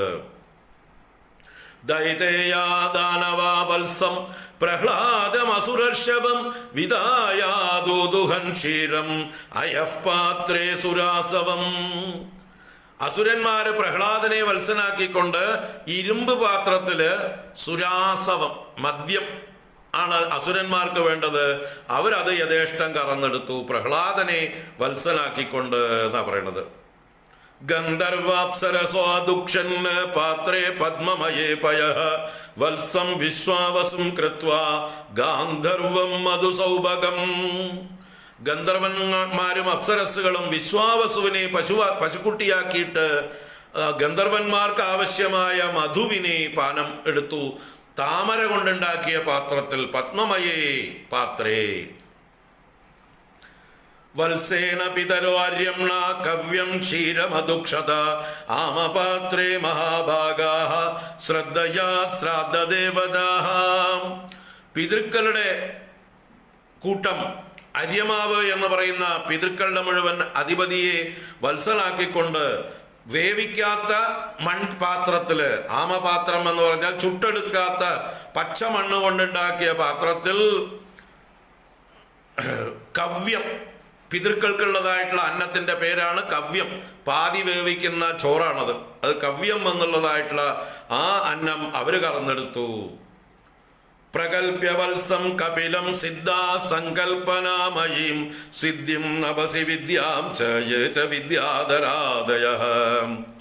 സിദ്ധന്മാരും വിദ്യാധരന്മാരും കപില മഹർഷിയെ വത്സനാക്കിക്കൊണ്ട് അവര് ആകാശമെന്ന പാത്രത്തില് സിദ്ധികളെ കറന്നെടുത്തു എന്നാണ്. അവർക്ക് വേണ്ടത് സിദ്ധികളാണ്. അന്യേചമായിനോ മായാം അന്തർധാനാത്ഭുതാത്മനാം മയം പ്രകൽപ്യ വത്സം തേതുദുർധാരണാമയീ. വേറെ ചില മായാവികളായിരിക്കുന്ന ആളുകള് മയൻ എന്ന മായാവിയെ പശുക്കുട്ടിയാക്കിക്കൊണ്ട് അവര് ധാരണാമയീം മായാം, മായയെ കറന്നെടുത്തു എന്നാണ് പറയുന്നത്. അവർക്ക് വേണ്ടത് മായാശക്തികളാണ്, മായാപ്രയോഗങ്ങളാണ്. അതിനെയൊക്കെ അവർ കറന്നെടുത്തു എന്നാ. മനസ്സിന്റെ ധാരണ കൊണ്ടാണ് മായയെ നിർമ്മിക്കുന്നത്. യക്ഷരക്ഷാംസി ഭൂതാനി പിശാചാ പിശിദാശനാഃ ഭൂദേശവത്സാദുദുഃ കപാലേ ക്ഷതജാസവം. യക്ഷന്മാര്, രക്ഷസുകള്, ഭൂതങ്ങള്, പിശാചുക്കള്, മാംസബുക്കുകള്, ഭൂദേശന്മാര്, ഇവരൊക്കെ, അല്ലെങ്കിൽ അവര് ഭൂദേശനെ വത്സനാക്കിക്കൊണ്ട് കപാലത്തിൽ, തലയോട്ടിലാണ് ക്ഷതജാസവം, രക്തം കൊണ്ടുള്ള പാനീയം അവർ കറന്നെടുത്തു. അവർക്ക് വേണ്ടത് രക്തപാനീയമാണ്. തദാഹയോ ദന്തശോകാ സർപ്പാ നാഗാസ്തക്ഷകം വിധായ വത്സം ദുദുഃ ബിലപാത്രേ വിഷം പയഃ. പാമ്പുകളുടെ സമൂഹം തക്ഷകനെ വത്സനാക്കിക്കൊണ്ട് മാളമാകുന്ന പാത്രത്തില് വിഷം കറന്നെടുത്തു അവര് എന്നാ പറയണത്. പശവോ യവസം ക്ഷീരം വത്സം കൃത്വാ ച ഗോവൃഷം അരണ്യപാത്രേ ചാദുക്ഷൻ മൃഗേന്ദ്രേണ ച ദംഷ്ട്രിണഃ. അപ്പൊ പശുക്കള്, അവർക്ക് എന്താ പറയുക, ഗോവൃഷം, ഒരു നല്ല കാളയെ പശുക്കുട്ടിയാക്കി ചെയ്തിട്ട് വനമാകുന്ന പാത്രത്തിൽ ക്ഷീരത്തെ കറന്നെടുത്തു. യവസത്തെ ക്ഷീരമാക്കി കറന്നെടുത്തു. യവസം എന്ന് പറഞ്ഞാൽ പുല്ലാണ്, പശുക്കൾക്ക് വേണ്ടത് പുല്ലാണ്. അത് കാട്ടിൽ പുല്ലായിട്ട് അവര് വേണ്ടത് കറന്നെടുത്തു നാം. ക്രവ്യാദാ പ്രാണിന ക്രവ്യം ദുദുഹുസ്വേ കളേബരെ സുപർണ വത്സാവിഹകാഹ ചരം ചാചരമേവച. അതുപോലെ മാംസബുക്കുകളായിട്ടുള്ള ജന്തുക്കൾ മാംസത്തെ കറന്നെടുത്തു. പക്ഷികള് ഗരുഡനെ വത്സമാക്കിക്കൊണ്ട് അതുപോലെയുള്ളതായിട്ടുള്ള അവർക്ക് ആവശ്യമായിട്ടുള്ള മാംസങ്ങളെ ഭക്ഷണമാക്കി കറന്നെടുത്തു. അതുപോലെ വനസ്പതികൾ വടവൃക്ഷങ്ങളെ വത്സമാക്കിക്കൊണ്ട് അവർക്ക് ആവശ്യമായ രസം, അവരുടെ സസ്യങ്ങൾക്ക് ആവശ്യമായിട്ടുള്ള രസം കറന്നെടുത്തു. പർവ്വതങ്ങൾ ഹിമവാനെ വത്സനാക്കിക്കൊണ്ട് ധാതു സമൂഹങ്ങളെ സാനുക്കളിലേക്ക് വേണ്ടത് എടുത്തു. അങ്ങനെ ഓരോരുത്തരും സർവേ സ്വമുഖ്യവത്സേന സ്വേ സ്വേ പാത്രേ പൃഥക് പയഃ സർവകാമദുഗാം പൃഥ്വീം ദുദുഹു പൃഥുഭാവിതാം. ആ പൃഥുവിനാൽ രക്ഷിക്കപ്പെട്ടതായിട്ടുള്ള ആ ഭൂമിദേവിയാകുന്ന കാമധേനുവിൽ നിന്ന് ഓരോരുത്തരും അവരവരുടേതായിട്ടുള്ള ആവശ്യങ്ങൾക്ക് വേണ്ടതായിട്ടുള്ള കാര്യങ്ങളെ കറന്നെടുത്തു എന്ന് പറഞ്ഞാൽ ആ ഭൂമിയാണ് ലോകങ്ങൾക്ക് മുഴുവൻ ആവശ്യമായിട്ടുള്ള എല്ലാം കൊടുക്കുന്ന കാമധേനു. അപ്പൊ ഈ ഭൂമിയെ നമ്മൾ എത്ര രക്ഷിക്കേണ്ടതാണ്. ഈ ഭൂമി പോലെ അത്ഭുതമായിട്ടുള്ള വേറൊരു ലോകമുണ്ടോ? ഈ ഭൂമിയെ നമ്മൾ കാമധേനുവിനെ പോലെ രക്ഷിക്കണ്ടേ? എങ്ങനെയാ കാമധേനുവിനെ രക്ഷിക്കുക എന്ന് പറഞ്ഞാല്, നമ്മൾ വീട്ടിൽ പശുവിനെ വളർത്തുമ്പോ കറക്കാൻ മാത്രം പോയാൽ മതിയോ? ബാക്കി സമയമൊന്നും തിരിഞ്ഞു നോക്കാതെ കറക്കാൻ മാത്രം ചെന്നാൽ അത് ചൊരന്നു തരുമോ? അപ്പൊ എന്താണ് ദോഹന പ്രക്രിയ എന്ന് പറയുന്നത്? ദോഹനം എന്ന് പറഞ്ഞാൽ കറന്നെടുക്കുക എന്നുള്ളതാണ്. ഈ ലോകത്തിൽ നിന്ന് നമ്മൾ കറന്നു വേണം എടുക്കാൻ, അറുത്തെടുക്കുകയല്ല. കറന്നെടുക്കണമെങ്കിൽ എന്ത് വേണം? ആദ്യം പോഷണം ചെയ്യണം, പാലനം ചെയ്യണം. അങ്ങോട്ട് കൊടുക്കാനുള്ളത് കൊടുത്തു കഴിഞ്ഞാൽ മാത്രമേ ഇങ്ങോട്ട് എടുക്കാനുള്ള അവകാശം നമുക്കുള്ളൂ. പശുവിന് പുല്ലും വൈക്കോലും മറ്റു കാലിത്തീറ്റകളും വെള്ളവും കൊടുത്ത് അതിനെ വേണ്ട രീതിയിൽ കുളിപ്പിക്കുകയും രക്ഷിക്കുകയും രോഗം വരുമ്പോൾ ചികിത്സിക്കുകയും ഒക്കെ ചെയ്ത് അതിനെ രക്ഷിച്ചാൽ മാത്രമേ അത് അല്പം പാല് നമുക്ക് തരുള്ളൂ. അല്ലാതെ കറക്കാൻ നേരത്ത് മാത്രം പോയാൽ അത് തൊഴി വെച്ച് തരും, അല്ലേ? നല്ല പുറംകാലം കൊണ്ട് ഒരു ചവിട്ട് വെച്ച് തരും. അപ്പൊ അതിനെ വേണ്ട രീതിയിൽ പരിപാലിക്കണം, അപ്പോൾ അത് നമുക്ക് വേണ്ടത് തരും. അതുപോലെയാണ് ഈ ഭൂമിയും. ഈ ഭൂമിക്ക് നമ്മൾ അങ്ങോട്ട് ചെയ്യേണ്ടതായിട്ടുള്ള കർമ്മങ്ങളുണ്ട്. അതാണ് പഞ്ചമഹായജ്ഞം എന്ന് പറയുന്നത്.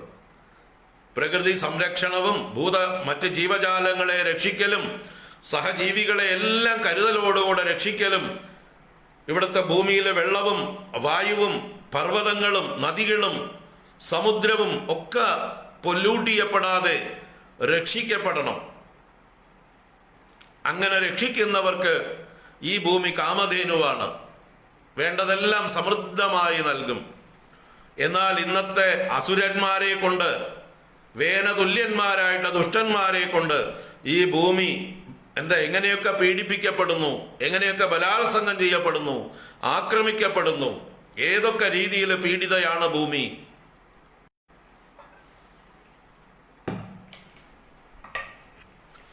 കുന്നും മലകളും പർവ്വതങ്ങളും ഒക്കെ നമ്മൾ കോൺക്രീറ്റ് കെട്ടിടങ്ങളാക്കി മാറ്റി. വനങ്ങളൊക്കെ നമ്മൾ വെട്ടി നിരത്തി കോൺക്രീറ്റ് കാടുകളാക്കി മാറ്റി. ലോകം മുഴുവൻ എല്ലാ തരത്തിലുള്ള വായുമലിനീകരണവും ജലമലിനീകരണവും, നദികളൊക്കെ ഉറവ വറ്റി അപ്രത്യക്ഷമായി തുടങ്ങി പല നദികളും. എന്തൊക്കെ നമ്മൾ ചെയ്തു കൂട്ടുന്നു. എല്ലാറ്റിലും വിഷം കലർത്തിയില്ലേ നമ്മൾ? ഈ ലോകങ്ങൾക്ക് 14 ലോകങ്ങൾക്കും ആവശ്യമായതെല്ലാം കൊടുക്കുന്ന ഈ ഭൂമാതാവിനെ, കാമധേനുവിനെ നമ്മളിപ്പോൾ അറുത്ത് തിന്നുകയല്ലേ ചെയ്യുന്നത്? ചിന്തിക്കുക. അപ്പൊ അതിൻ്റെ ഒരു വളരെ മനോഹരമായിട്ടൊരു ചിത്രീകരണമാണ് ഇവിടെ ഭാഗവതത്തിൽ അവതരിപ്പിച്ചിരിക്കുന്നത്. അങ്ങനെ പൃഥുവിനാൽ രക്ഷിക്കപ്പെട്ടവളായതുകൊണ്ടാണ് ഭൂമിക്ക് പൃഥ്വി എന്ന് പേരുണ്ടായത് പോലും. അപ്പൊ പൃഥുവിന്റെ രക്ഷയിൽ പൃഥുവിൻ്റെ മേൽനോട്ടത്തിൽ ആ ഭൂമി കാമധേനുവായി എല്ലാവർക്കും ആവശ്യമായതെല്ലാം നൽകിയപ്പോൾ അവൾക്ക് കിട്ടിയ പേരാണ് പൃഥുവി എന്നുള്ളത്. ആ പൃഥുവിയെ നമ്മൾ ആ പൃഥു ചക്രവർത്തി ലാളിച്ചതുപോലെ പരിപാലിച്ചതുപോലെ നമ്മളും പാലിക്കേണ്ടവരാണ്, നമ്മൾ രക്ഷിക്കേണ്ടതാണ്. കാമധേനുവിനെ പോഷിപ്പിക്കുന്നത് പോലെ അങ്ങോട്ട് കൊടുക്കാനുള്ളതൊക്കെ അങ്ങോട്ട് കൊടുക്കണം. അങ്ങോട്ട് കൊടുത്താൽ മാത്രമേ ഇങ്ങോട്ട് എടുക്കാനുള്ള അവകാശം നമുക്കുള്ളൂ. അതുകൊണ്ട് എടുക്കുന്നതിലധികം കൊടുത്തും അനുഭവിക്കുന്നതിൽ കൂടുതൽ ഉൽപ്പാദിപ്പിച്ചും ത്യാഗ സേവന ഭാവങ്ങളെ കൊണ്ട് യജ്ഞ സംസ്കാരത്തോടുകൂടി നമ്മളിവിടെ ജീവിക്കണം. യജ്ഞ സംസ്കാരമാണ് നമ്മുടെ സംസ്കാരം, ഭാരത സംസ്കാരം.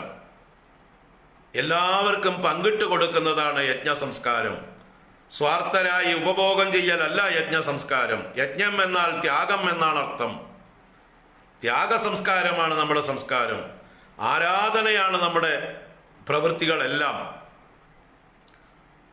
ചരാചരാത്മകമായ ഈ പ്രകൃതിയെ ആരാധിക്കുക, അതിനെ പരിഹസിച്ചുകൂടെ കള്ളന്മാര് മൂഢന്മാര് ഈ രാജ്യത്തെ കൊള്ളയടിക്കാൻ വന്നതായിട്ടുള്ള ആളുകൾ, നമ്മുടെ പൂർവികർ ചെയ്തതായിട്ടുള്ള ഈ പ്രകൃതി ആരാധനയെ അവർ പരിഹസിച്ചു, നിന്ദിച്ചു.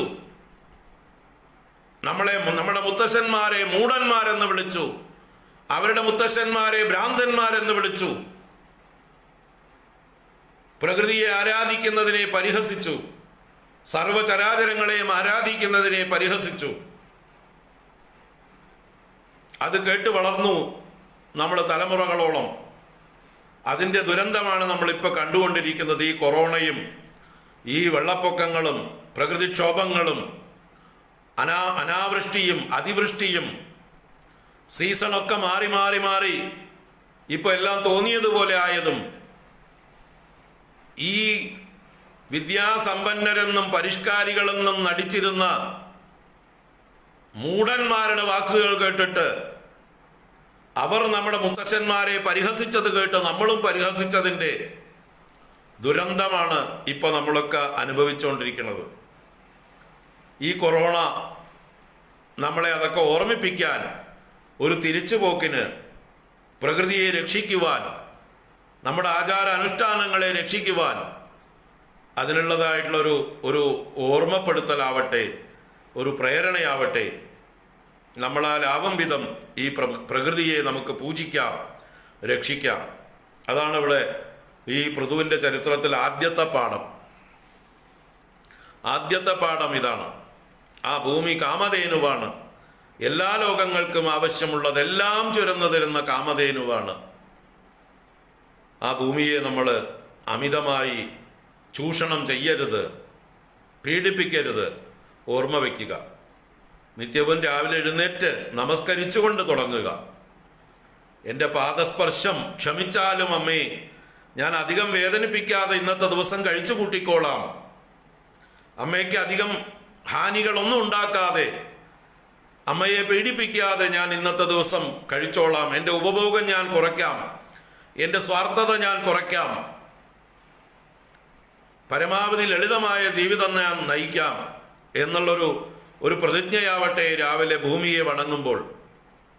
സമുദ്രവസനേ ദേവി പർവ്വതസ്ഥന മണ്ഡിതേ വിഷ്ണുപത്നി നമസ്തുഭ്യം പാദസ്പർശം ക്ഷമസ്വമേ എന്ന് പറഞ്ഞ് നമസ്കരിക്കുമ്പോൾ ഈ ഒരു ഓർമ്മയുണ്ടാവട്ടെ.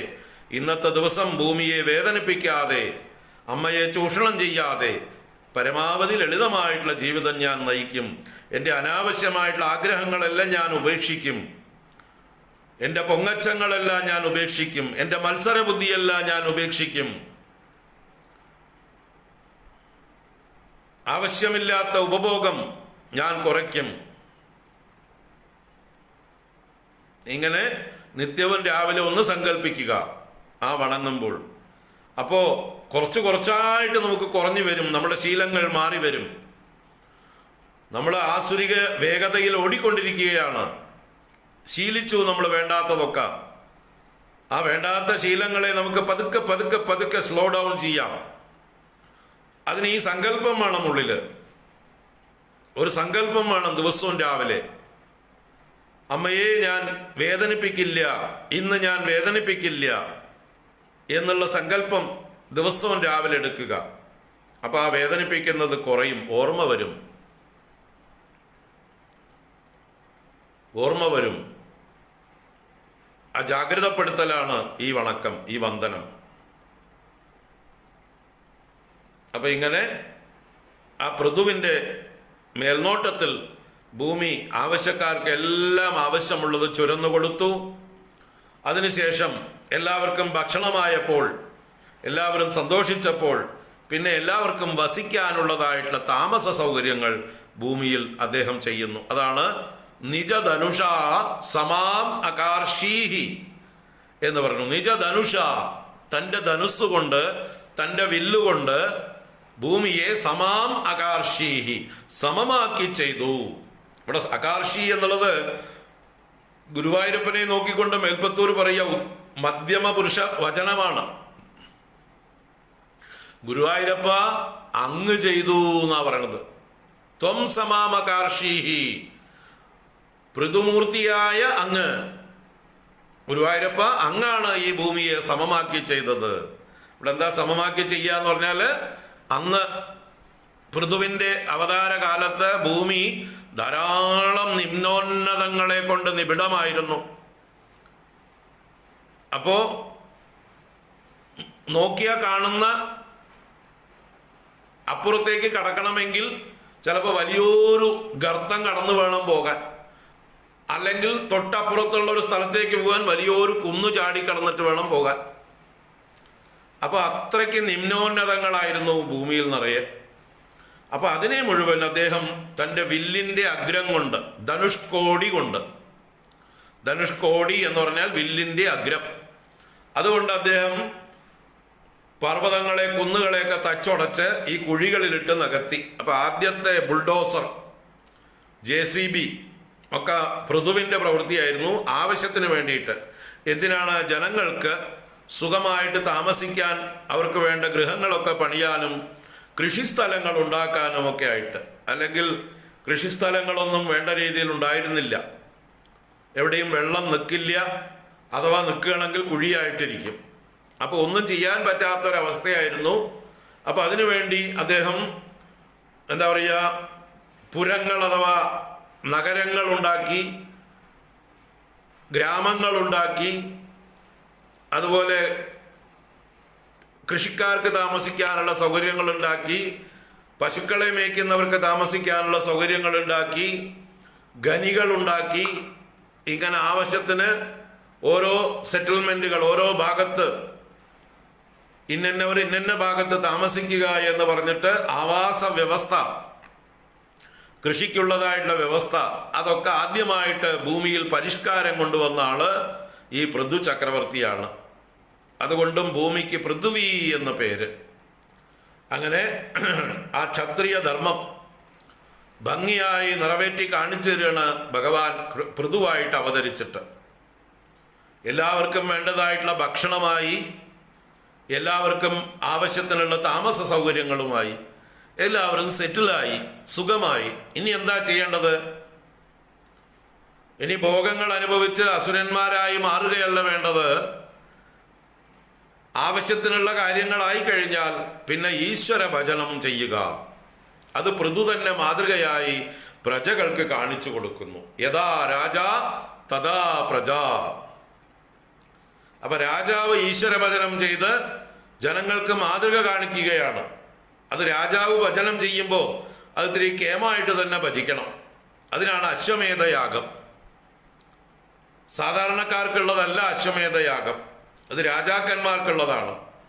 അപ്പൊ രാജാവ് അശ്വമേധയാഗം ചെയ്യണം, അതിലൂടെ ഈശ്വരാരാധന ചെയ്യണം.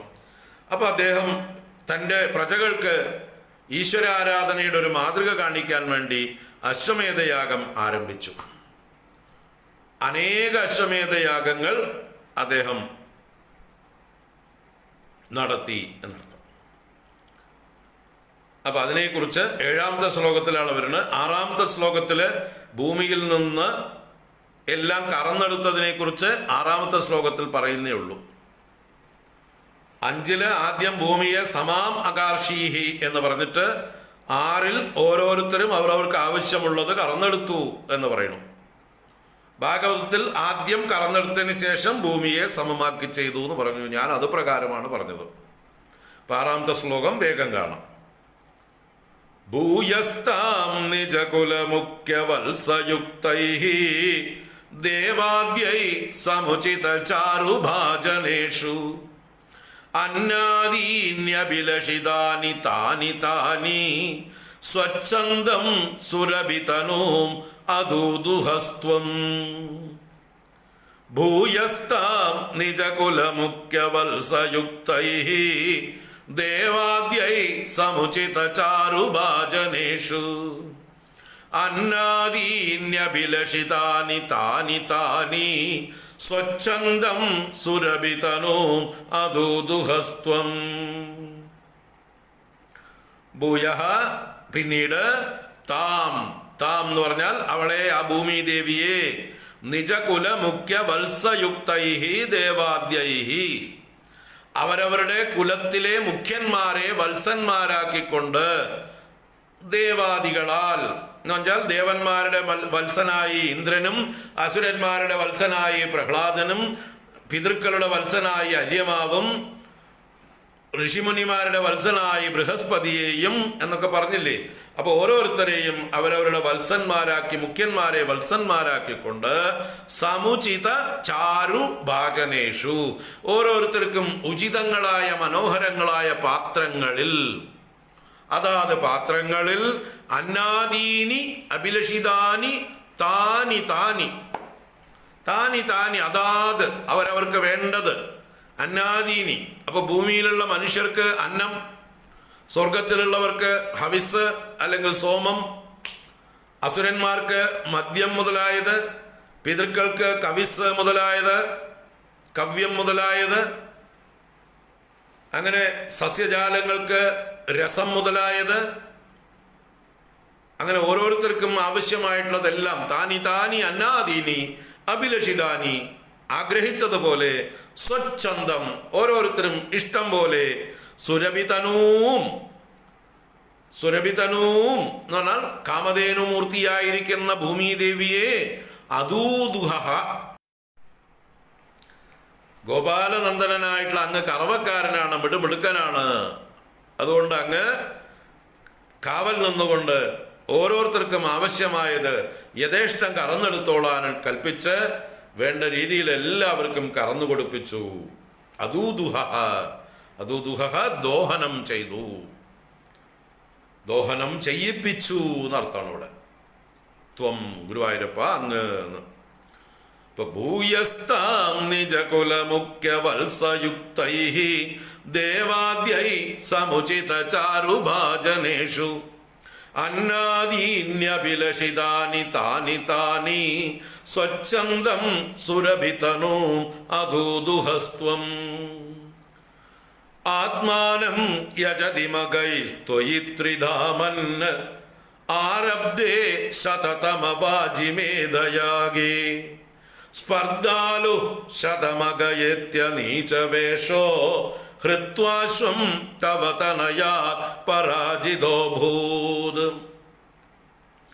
ആത്മാനം യജതി മഗൈസ്ത്വയി ത്രിധാമൻ ആരബ്ധേ ശതതമവാജിമേധയാഗേ സ്പർദ്ധാലു ശതമഗയേത്യനീചവേഷോ ഹൃത്വാശ്വം തവ തനയാ പരാജിതോ ഭൂത്.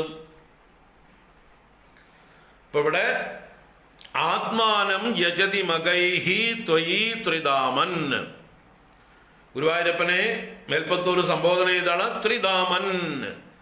അല്ലയോ ഭഗവാനെ, 3 ലോകങ്ങളും നിറഞ്ഞു വിളങ്ങുന്നവനെ, ത്രിധാമങ്ങളോട് കൂടിയവൻ ത്രിധാമൻ.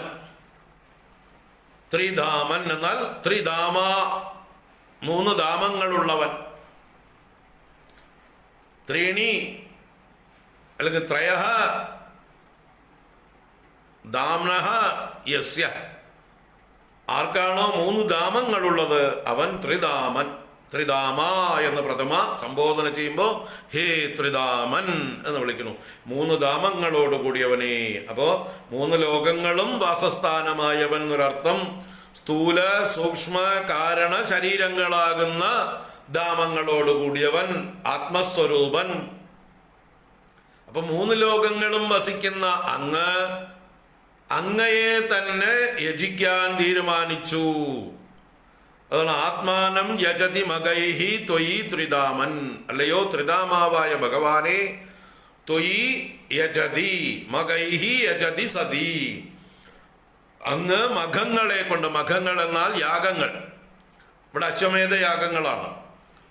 യാഗങ്ങളെ കൊണ്ട് യജതി സതി, യജ്ഞം ചെയ്യുമ്പോൾ. ആരെയാണ് അങ്ങ് യജ്ഞം ചെയ്യുന്നത്? ആരെയാണ് അങ്ങ് ആരാധിക്കുന്നത് യജ്ഞത്തിലൂടെ? ആത്മാനം. അങ്ങയെ തന്നെ ആരാധിക്കുന്നത് എന്ന് വെച്ചാലോ, ഇവിടെ പൃഥുരൂപത്തിൽ നിൽക്കുന്നതും ഗുരുവായൂരപ്പൻ, യജ്ഞത്തിലൂടെ ആരാധിക്കപ്പെടുന്ന ഈശ്വരനും ആരാണ്? യജ്ഞത്തിന്റെ അതിദേവതയായിരിക്കുന്ന, യജ്ഞത്തിലെ ഭോക്താവായിരിക്കുന്ന ആ ഈശ്വരനും, അതും ഭഗവാൻ തന്നെ. അപ്പോ ഒരു രൂപത്തിൽ നിൽക്കുന്ന ഭഗവാൻ, പൃഥുരൂപത്തിൽ നിൽക്കുന്ന ഭഗവാൻ, സർവേശ്വരനായ ത്രിധാമനായ ഭഗവാനെ സ്തുതിക്കുക അല്ലെങ്കിൽ പൂജിക്കുകയാണ് ഇവിടെ യാഗം കൊണ്ട്. അപ്പൊ അങ്ങയെ തന്നെ യജിച്ചപ്പോൾ, വാസ്തവത്തിൽ എല്ലാവരും അത് തന്നെയാ ചെയ്യുന്നത്, നമ്മളൊക്കെ അത് തന്നെയാ ചെയ്യുന്നത്. അതുകൊണ്ട് തന്നെയാ ഗീതയിൽ പറഞ്ഞത്, ബ്രഹ്മാർപ്പണം ബ്രഹ്മഹവിഹി ബ്രഹ്മാഗ്നൗ ബ്രഹ്മണാഹുതം ബ്രഹ്മൈവ തേന ഗന്തവ്യം ബ്രഹ്മകർമ്മ സമാധിനാ. നമ്മളൊക്കെ ആരെയാ യജിക്കുന്നത് എന്ന് ചോദിച്ചാൽ, നമ്മളും ആരെയാ ആരാധിക്കുന്നത് എന്ന് ചോദിച്ചാൽ, അവസാനം നമ്മളെ തന്നെയാണ് പാരമാർത്ഥിക തലത്തിൽ ആരാധിക്കുന്നത്. നമ്മൾ നമ്മളെ തന്നെ ആരാധിക്കുന്നത്.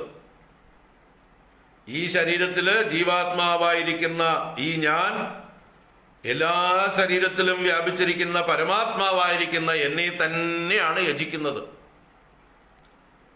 അതാണ് സത്യം. അതിനെ ഇവിടെ പരോക്ഷമായി ആ പൃഥു എന്ന അവതാരമൂർത്തിയെ അങ്ങനെ വർണ്ണിച്ചു. പൃഥുവായ അങ്ങ് അവതാരമൂർത്തിയാണ്, ഈശ്വര സ്വരൂപനാണ്.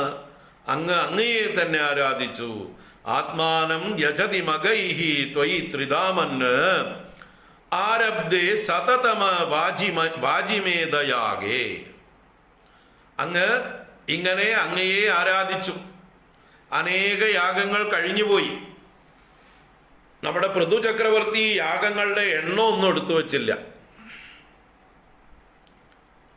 അദ്ദേഹം എണ്ണം നോക്കിയില്ല, എത്ര യാഗമായി കഴിഞ്ഞത് എന്നൊന്നും. പക്ഷെ വേറൊരാള് എണ്ണം എടുത്തുകൊണ്ടിരിക്കുന്നുണ്ട്. ആരാണ്? ഇന്ദ്രൻ. ഇന്ദ്രന് ഭൂമിയിൽ ആരെങ്കിലും അശ്വമേധയാഗം ചെയ്താൽ ഇരിക്കപ്പൊറുതിയില്ലാതാവും. കാരണം അവർ 100 അശ്വമേധയാഗം തികച്ചാൽ തനിക്ക് ഒരു മത്സരാർത്ഥിയായി, ഒരു കോമ്പറ്റീറ്ററായി, തൻ്റെ പദവിയിലേക്ക് വരാനുള്ള ഒരാളായി. അപ്പൊ താൻ എന്തെങ്കിലും അബദ്ധം ചെയ്താൽ തന്നെ ഇപ്പൊ തന്നെ വേണമെങ്കിൽ ജഗദീശ്വരൻ ഡിസ്മിസ് ചെയ്തിട്ട് ഇയാളെ പിടിച്ച് അപ്പോയിന്റ് ചെയ്യും. അങ്ങനെയുള്ള സന്ദർഭങ്ങളൊക്കെ ധാരാളം ഉണ്ടായിട്ടുണ്ട്. 100 യാഗം ചെയ്യുന്ന, 100 അശ്വമേധയാഗം ചെയ്യുന്ന ഒരാളാണ് ഇന്ദ്രൻ ആവാൻ യോഗ്യൻ. അങ്ങനെയുള്ള ഇപ്പോഴുള്ള ഈ പുരന്ദരൻ എന്ന ഇന്ദ്രൻ പല പ്രാവശ്യം ആ സ്ഥാനത്തുനിന്ന് പോയിട്ടുണ്ട്. അസുരന്മാര് പിടിച്ചടക്കിയിട്ടുണ്ട്. അതല്ലാതെ തന്നെ സ്വന്തം പാപം കൊണ്ട്, ബ്രഹ്മഹത്യാ പാപം കൊണ്ട് അദ്ദേഹത്തിന് കുറെ കാലം ഇന്ദ്രലോകത്തു നിന്ന് വിട്ടുനിൽക്കേണ്ടി വന്നു. അപ്പൊ നഹുഷൻ എന്ന് പറഞ്ഞ സൂര്യവംശത്തിലെ ഒരു രാജാവ്, ചന്ദ്രവംശത്തിലെ രാജാവ്, യയാതിയുടെ അച്ഛൻ നഹുഷൻ 100 അശ്വമേധയാഗം ചെയ്ത് മുകളിൽ എത്തുന്നുണ്ട്, സ്വർഗ പദവിയിലേക്ക് എത്തുന്നുണ്ട്. അല്ലെങ്കിൽ ഇന്ദ്രന്റെ പദവിയിൽ ഒരു ടെമ്പററി അപ്പോയിന്റ്മെന്റ് നേടിയെടുക്കുന്നുണ്ട്. വൃത്രാസുരനെ വധിച്ച് ബ്രഹ്മഹത്യാപാപം ബാധിച്ച് ഇന്ദ്രൻ ഒരു വണ്ടിന്റെ രൂപത്തില് ഒരു മാനസ സരസില് താമര തണ്ടിന്റെ ഉള്ളില് കുറെ കാലം കഴിച്ചു കൂട്ടും, ആയിരക്കണക്കിന് വർഷങ്ങൾ. അപ്പോ സ്വർഗത്തില് ദേവന്മാർക്ക് അധിപതിയായി ഇന്ദ്രൻ സ്ഥാനത്തില്ലാത്തപ്പോ എല്ലാവരും കൂടി ഈശ്വരന്മാരോട് പ്രാർത്ഥിച്ചപ്പോ ബ്രഹ്മദേവന്റെ നിർദ്ദേശപ്രകാരം നഹുഷനെ അപ്പോയിന്റ് ചെയ്തു. നഹുഷൻ 100 അശ്വമേധയാഗം തികച്ചിരുന്നു. പിന്നീട് ആ നഹുഷന്റെ അഹങ്കാരം കൊണ്ട്, അഗസ്ത്യരുടെ ശാപം കൊണ്ട് നഹുഷൻ സർപ്പമായി ഭൂമിയിലേക്ക് പതിച്ചു. പിന്നീട് ആ സർപ്പത്തിന് മോചനം കിട്ടുന്നത് യുധിഷ്ഠിരന്റെ സ്പർശം കൊണ്ടാണ്. അത് ആ നഹുഷന്റെ വംശത്തിൽ തന്നെ പിറന്ന ധർമ്മനിഷ്ഠനായിട്ടുള്ള ഒരു രാജാവിന്റെ സ്പർശം കൊണ്ടാണ് ആ നഹുഷൻ മോചിതനായിത്തീരുന്നത്, ശാപമുക്തനാവുന്നത്. അപ്പോൾ എന്താ പറയുക, ഈ സ്വർഗത്തിലെ ഇന്ദ്രന്റെ പദവി എന്നുള്ളത് ഒരു കോമ്പറ്റീഷൻ ഉണ്ടാകുക എന്ന് പറയുമ്പോൾ അദ്ദേഹത്തിന് സഹിക്കില്ല. അതുകൊണ്ട് ഭൂമിയിൽ ആരെങ്കിലും അശ്വമേധയാഗം ചെയ്യുമ്പോൾ അത് മുടക്കുക എന്നുള്ളത് ഇന്ദ്രന്റെ ഒരു പ്രവൃത്തിയാണ്. അങ്ങനെ ഇതാ നമ്മുടെ പൃഥു ചക്രവർത്തി അദ്ദേഹം അറിയാതെ 100ാമത്തെ യാഗത്തിലേക്ക് പുറപ്പെട്ടു. അതാണ് ഇവിടെ ശതതമ വാജിമേധയാഗേ ആരബ്ധേ. ശതതമം എന്ന് പറഞ്ഞാൽ 100ാമത്തേത്. വാജിമേധയാഗം, അശ്വമേധയാഗം. വാജി എന്നാൽ അശ്വം തന്നെ. വാജിമേധം, അശ്വമേധം. ആ യാഗം ആരബ്ധേ സതി, ആരംഭിച്ചതായിട്ടുള്ള സമയത്ത് സ്പർദ്ധാലുഹു ശതമഗഃ ഏത്യ നീചവേഷ ഹൃത്വാശ്വം തവ തനയാത് പരാജിതോ അഭൂത്. സ്പർദ്ധാലുഹു സ്പർദ്ധിക്കുന്നവനായിട്ട്, മത്സരിക്കുന്നവനായിട്ട്, അതിനെ തടയാൻ ആഗ്രഹിച്ചുകൊണ്ട്, ശതമകൻ ശതക്രതു 100 അശ്വമേധം ചെയ്തിട്ടുള്ള ഇന്ദ്രൻ ഏത്യ വന്നിട്ട്, എങ്ങനെ ഏത്യ, നീചവേഷ, ഒരു പാകണ്ഡ വേഷത്തിൽ വന്നിട്ട്, ഹൃത്വാശ്വം, അശ്വം ഹൃത്വ, ആ കുതിരയെ അപഹരിച്ചു കൊണ്ടുപോയി. എന്നിട്ടോ ആ കുതിരയെ കൊണ്ടുപോകുന്ന വഴിക്ക് പുറകെ നമ്മുടെ ഈ പൃഥു ചക്രവർത്തിയുടെ പുത്രൻ ഈ ഇന്ദ്രനെ ഓടിച്ചു കൊണ്ട് പോകും പുറകെ ആയുധങ്ങളുമായിട്ട്. അപ്പൊ ഇദ്ദേഹം ആയുധം പ്രയോഗിക്കാൻ നോക്കുമ്പോൾ ഈ ഇന്ദ്രൻ സന്യാസി വേഷമൊക്കെ ധരിക്കും. അങ്ങനെയാണ് ഇവിടെ നീചവേഷം എന്ന് പറഞ്ഞ ഒരു പാകണ്ഡ വേഷം. അപ്പൊ സന്യാസി വേഷമൊക്കെ ധരിക്കുമ്പോൾ ഒരു സന്യാസിയെ ആക്രമിക്കാൻ പാടില്ല എന്ന് വിചാരിച്ച് ഇദ്ദേഹം ആക്രമിക്കില്ല നമ്മുടെ പൃഥുവിന്റെ പുത്രൻ. അങ്ങനെ പല പ്രാവശ്യം പൃഥുപുത്രൻ ഇന്ദ്രനെ ജയിച്ച് ഇന്ദ്രനിൽ നിന്ന് അശ്വത്തെ വീണ്ടെടുത്തു വന്നതുകൊണ്ട് ആ പുത്രൻ ഒരു പേര് കൽപ്പിച്ചു കൊടുത്തു എല്ലാവരും കൂടിയിട്ട്, വിജിതാശ്വൻ എന്ന്. വിജിതാശ്വൻ, വിജിതാശ്വൻ അല്ല, ചി അല്ല, ജി ജകാരം. വിജയിച്ചവൻ, അശ്വത്തെ വിജയിച്ചവൻ, വിജിതാശ്വൻ. നമ്മൾ ഏത് കാര്യത്തിലും പെർഫെക്ഷൻ പഠിക്കുക. അക്ഷരം മാറിയാൽ അർത്ഥം മാറിപ്പോകും. വിജിതാശ്വൻ, അശ്വത്തെ ജയിച്ചവൻ എന്ന് പറഞ്ഞാൽ ഇന്ദ്രനെ ജയിച്ച് ഇന്ദ്രനിൽ നിന്ന് അശ്വം വീണ്ടെടുത്ത് വന്നവൻ. അങ്ങനെ പല പ്രാവശ്യം ആവർത്തിച്ചു. ഇന്ദ്രൻ കട്ടുകൊണ്ടുപോവുക, വിജിതാശ്വൻ അശ്വത്തെ വീണ്ടെടുത്തു കൊണ്ടുവരിക. ഇങ്ങനെ യാഗം പൂർത്തീകരിക്കാൻ സമ്മതിക്കുന്നില്ല. അപ്പോഴാണ് നമ്മുടെ പൃഥു ചക്രവർത്തി ആയുധങ്ങളുമായിട്ട് ദേവേന്ദ്രനെ യുദ്ധത്തിൽ വധിക്കാനായി കൊണ്ട് എഴുന്നേൽക്കാൻ തുടങ്ങി. അപ്പൊ യാഗത്തിൽ ദീക്ഷ ഭരിച്ചിരിക്കുകയാണ്. അതുകൊണ്ട് ആയുധമെടുത്ത് യുദ്ധം ചെയ്യാൻ പാടുള്ളതല്ല. അപ്പോ ഋഷിമുനിമാര് പറഞ്ഞു, പുരോഹിതന്മാർ പറഞ്ഞു, അങ്ങ് എഴുന്നേൽക്കണ്ട, ഞങ്ങൾ ഇന്ദ്രനെ ഇവിടെ ഹോമിച്ച് ആവഹിക്കാം, ഇന്ദ്രനെ ഈ അഗ്നിയിൽ ഹോമിച്ച് കളയാ ഞങ്ങൾ മന്ത്രം കൊണ്ട് എന്ന് പറഞ്ഞതായിട്ട് സമയത്ത്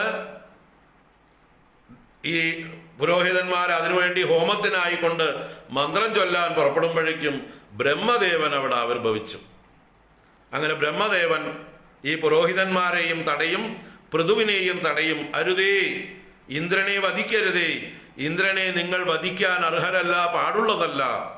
ഭൂമിയിലുള്ള ചക്രവർത്തിയാണ് പൃഥു, പക്ഷേ ദേവലോകത്തിലുള്ള ചക്രവർത്തിയായ ഇന്ദ്രൻ ഇദ്ദേഹത്തിന്റെ മുകളിലുള്ള ആളാണ്.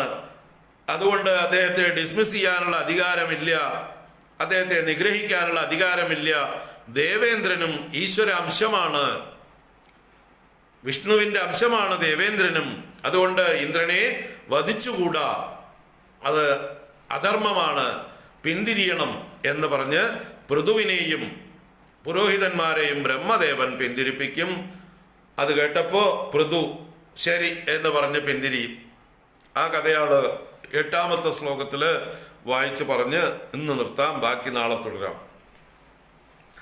ദേവേന്ദ്രം മുഹുരിതി വാജിനം ഹരന്തം വഹ്നൗതം മുനിവരമണ്ഡലേ ജുഹൂഷൗ രുന്ധാനേ കമലഭവേ ക്രതോ സമാപ്തൗ സാക്ഷാത്വം മധുരിപുമൈക്ഷധാ സ്വയം സ്വം. ദേവേന്ദ്രം മുഹുരിതി വാജിനം ഹരന്തം വഹ്നൗതം മുനിവരമണ്ഡലേ ജുഹൂഷൗ രുന്ധാനേ കമലഭവേ ക്രതോ സമാപ്തൗ സാക്ഷാത്വം മധുരിപുമൈക്ഷധാ സ്വയം സ്വം. ദേവേന്ദ്രം മുഹുരിതി വാജിനം ഹരന്തം. മുഹുഹു വീണ്ടും വീണ്ടും ഇതി ഇപ്രകാരം വാജിനം ഹരന്തം ദേവേന്ദ്രം, വാജിയെ ഹരിക്കുന്നവനായ ദേവേന്ദ്രനെ, കുതിരയെ അപഹരിച്ചു കൊണ്ടുപോകുന്നതായുള്ള ദേവേന്ദ്രനെ, മുനിവരമണ്ഡലെ തം വന്നൗ ജുഹൂഷൗ സതി. സതി സപ്തമി പ്രയോഗമാണ് അവിടെ. ജുഹൂഷൗ എന്നുള്ളത് ഹോമിക്കുവാൻ തുടങ്ങിയപ്പോൾ എന്നുള്ള അർത്ഥത്തിലാണ്. ജുഹൂഷ എന്നുള്ളത് അതിൻ്റെ ഒരു സപ്തമി പ്രയോഗമാണ്. ജുഹൂഷ വന്നൗ, വന്നി ശബ്ദം, ജുഹൂഷി എന്നുള്ളതിൻ്റെ സപ്തമി വന്നൗ ജുഹൂഷൗ സത്യാം എന്നൊക്കെ അർത്ഥം. അഗ്നിയിൽ ഹോമിക്കാനായിക്കൊണ്ട് ആഗ്രഹിച്ചപ്പോൾ, ജുഹൂഷ ഹോമിക്കുവാനുള്ള എന്താ പറയുക,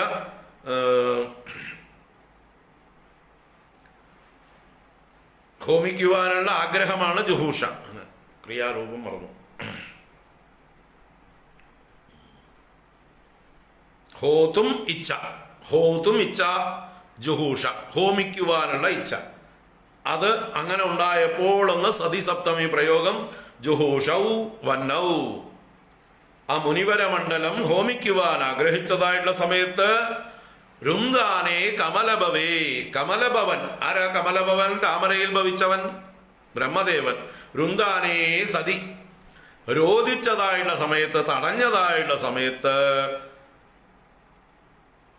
ക്രതോഹോ സമാപ്തൗ, ആ ക്രതുവിനെ സമാപിപ്പിക്കുകയാണ്. എന്ന് വെച്ചാലോ, 100ാമത്തെ അശ്വമേധയാഗം പൂർത്തീകരിക്കുന്നില്ല, സമാപിക്കുകയാണ്. കാരണം 99 പൂർത്തിയായിട്ടുണ്ട്. മതി എന്ന് പറഞ്ഞു ആര്? ബ്രഹ്മദേവൻ. മതി, അങ്ങ് ഏകോന ശതക്രതു എന്ന പേരിൽ അറിയപ്പെടും. ഏകോന ശതക്രതു എന്ന് പറഞ്ഞാലോ, ശതക്രതു എന്നാൽ 100 ഏക ഊനം, 1 കുറവ്, 1 ലെസ്. ഏകോന ശതക്രതു എന്ന പേരിൽ അറിയപ്പെടും. അങ്ങിപ്പോ സ്വർഗത്തിന് വേണ്ടിയിട്ടോ ദേവേന്ദ്ര ആധിപത്യത്തിന് വേണ്ടിയിട്ടോ ഒന്നും അല്ലല്ലോ യജ്ഞം ചെയ്യുന്നത്. അങ്ങൊന്നും ചെയ്യാനില്ലാത്തത് കൊണ്ടും ലോകത്തിന് മാതൃക കാണിച്ചു കൊടുക്കാൻ വേണ്ടിയിട്ടും അല്ലേ ചെയ്യുന്നത്. വേറെ സ്വാർത്ഥ കാമങ്ങൾ ഒന്നുമില്ലല്ലോ. അതുകൊണ്ട് ഇപ്പൊ 100 ചെയ്തില്ലെങ്കിൽ കുഴപ്പമില്ല, 99 നിർത്തിക്കോളൂ, ഇദ്ദേഹത്തിന് സമാധാനം ആയിക്കോട്ടെ എന്ന് പറഞ്ഞ് 100ാമത്തെ അശ്വമേധം ചെയ്യുന്നതിൽ നിന്ന് ബ്രഹ്മദേവൻ തന്നെ പൃഥു ചക്രവർത്തിയെ പിന്തിരിപ്പിച്ചു. ഒരു ടൈറ്റിലും കൊടുത്തു, ഏകോന ശതക്രതു. അപ്പൊ 99 ചെയ്ത ഒരാൾക്ക് 100 ചെയ്യാനും പ്രയാസമൊന്നുമില്ല അല്ലേ? 99 റൺസ് അടിച്ച ആൾക്ക് 100ാമത്തെ സെഞ്ചുറി അടിക്കാൻ വലിയ പ്രയാസമൊന്നുമില്ല. അപ്പൊ അങ്ങനെ ക്രതുവിനെ സമാപിപ്പിച്ചു. ആ സമയത്ത് സാക്ഷാൽ ഭഗവാൻ ഗരുഡവാഹനനായി അവിടെ ആവിർഭവിച്ചു. സാക്ഷാത്വം മധുരിപുമൈക്ഷത സ്വയം സ്വം. സാക്ഷാത് മധുരിപും ത്വം സ്വയം സ്വം ഐക്ഷതാഹ. സാക്ഷാൽ മധുരിപുവായ ഭഗവാനെ, വൈകുണ്ഠമൂർത്തിയെ, നാരായണനെ ഗരുഡവാഹനനായി അങ്ങ് കണ്ടു എന്ന് പറഞ്ഞാൽ ഈ ബ്രഹ്മദേവൻ ഈ പൃഥു ചക്രവർത്തിയെ യാഗത്തിൽ നിന്ന് പിന്തിരിപ്പിച്ചതായുള്ള സമയത്ത് പൃഥു ചക്രവർത്തി പിന്തിരിഞ്ഞതായുള്ള സമയത്ത് നമ്മുടെ ബ്രഹ്മദേവന്റെ വാക്കുകളെ അനുസരിച്ച് മത്സരിക്കാതെ പിന്തിരിഞ്ഞപ്പോൾ സാക്ഷാൽ വിഷ്ണു ഭഗവാനും അവിടെ ആവിർഭവിച്ചു. ആരെയും കൂട്ടിയിട്ട്? ഇന്ദ്രനെയും കൂട്ടിക്കൊണ്ടുവന്നോടെ. എന്നിട്ട് രണ്ടുപേർക്കും തമ്മിലുള്ള ആ വൈരം അവസാനിപ്പിക്കാനും മത്സരം തീർക്കാനും രണ്ടുപേരെയും അങ്ങോട്ടും ഇങ്ങോട്ടും ബായി ആക്കാനും അങ്ങോട്ടും ഇങ്ങോട്ടും കൈകൊടുത്ത് കൂട്ടുകാരാക്കാൻ ഭഗവാൻ വൈകുണ്ഠമൂർത്തി ഇന്ദ്രനെയും കൂട്ടിക്കൊണ്ടുവന്നു. ഇന്ദ്രൻ പേടിച്ചാ വന്നത് ഈ പൃഥുവിന്റെ അടുത്തേക്ക്. അപ്പൊ ഇതൊരു വലിയൊരു സമാഗമമാണ്, ഒരു അതിമനോഹരമായിട്ടൊരു രംഗമാണിത്. ഇവിടെ വാസ്തവത്തില് ഇന്ദ്രൻ വിഷ്ണുവിന്റെ അംശമാണ്, ബ്രഹ്മദേവൻ വിഷ്ണുവിന്റെ മറ്റൊരു മൂർത്തിയാണ്, പൃഥു വിഷ്ണുവിന്റെ അംശമാണ്, സാക്ഷാൽ വിഷ്ണുവും ഗരുഡവാഹനായിട്ട്. അപ്പൊ 4 വിഷ്ണുക്കൾ, 4 വിഷ്ണു രൂപങ്ങളാണ് ഇവിടെ നിൽക്കുന്നത്. ബ്രഹ്മാവിന്റെ രൂപത്തിലും ഇന്ദ്രന്റെ രൂപത്തിലും പൃഥുവിന്റെ രൂപത്തിലും സാക്ഷാൽ വിഷ്ണുവിന്റെ രൂപത്തിലും 4 വിഷ്ണുക്കളുടെ ഒരു സമാഗമം. അതാണ് പൃഥുവിന്റെ ഈ 100ാമത്തെ യജ്ഞം സമർപ്പിക്കുമ്പോൾ ഉണ്ടായതായിട്ടുള്ള സംഭവം. അതിനെ സംബന്ധിച്ച് അടുത്ത ക്ലാസ്സിൽ നാളെ നമുക്ക് തുടരാം. അവിടെ എന്തൊക്കെയാണ് നടന്നത്, അതിനുശേഷം പൃഥുവിന്റെ ചരിതം എന്തായി എന്നൊക്കെ നാളെ കാണാം. സർവത്ര ഗോവിന്ദ നാമ സങ്കീർത്തനം. ഗോവിന്ദ ഗോവിന്ദ. നാരായണാഖില ഗുരോ ഭഗവൻ നമസ്തേ.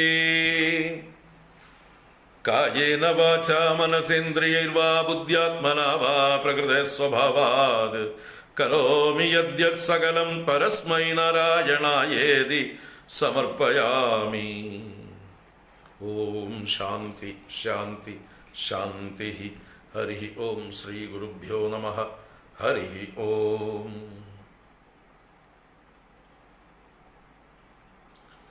വൈകിട്ട് കാണാം, നാളെയും കാണാം. ഹരി ഓം.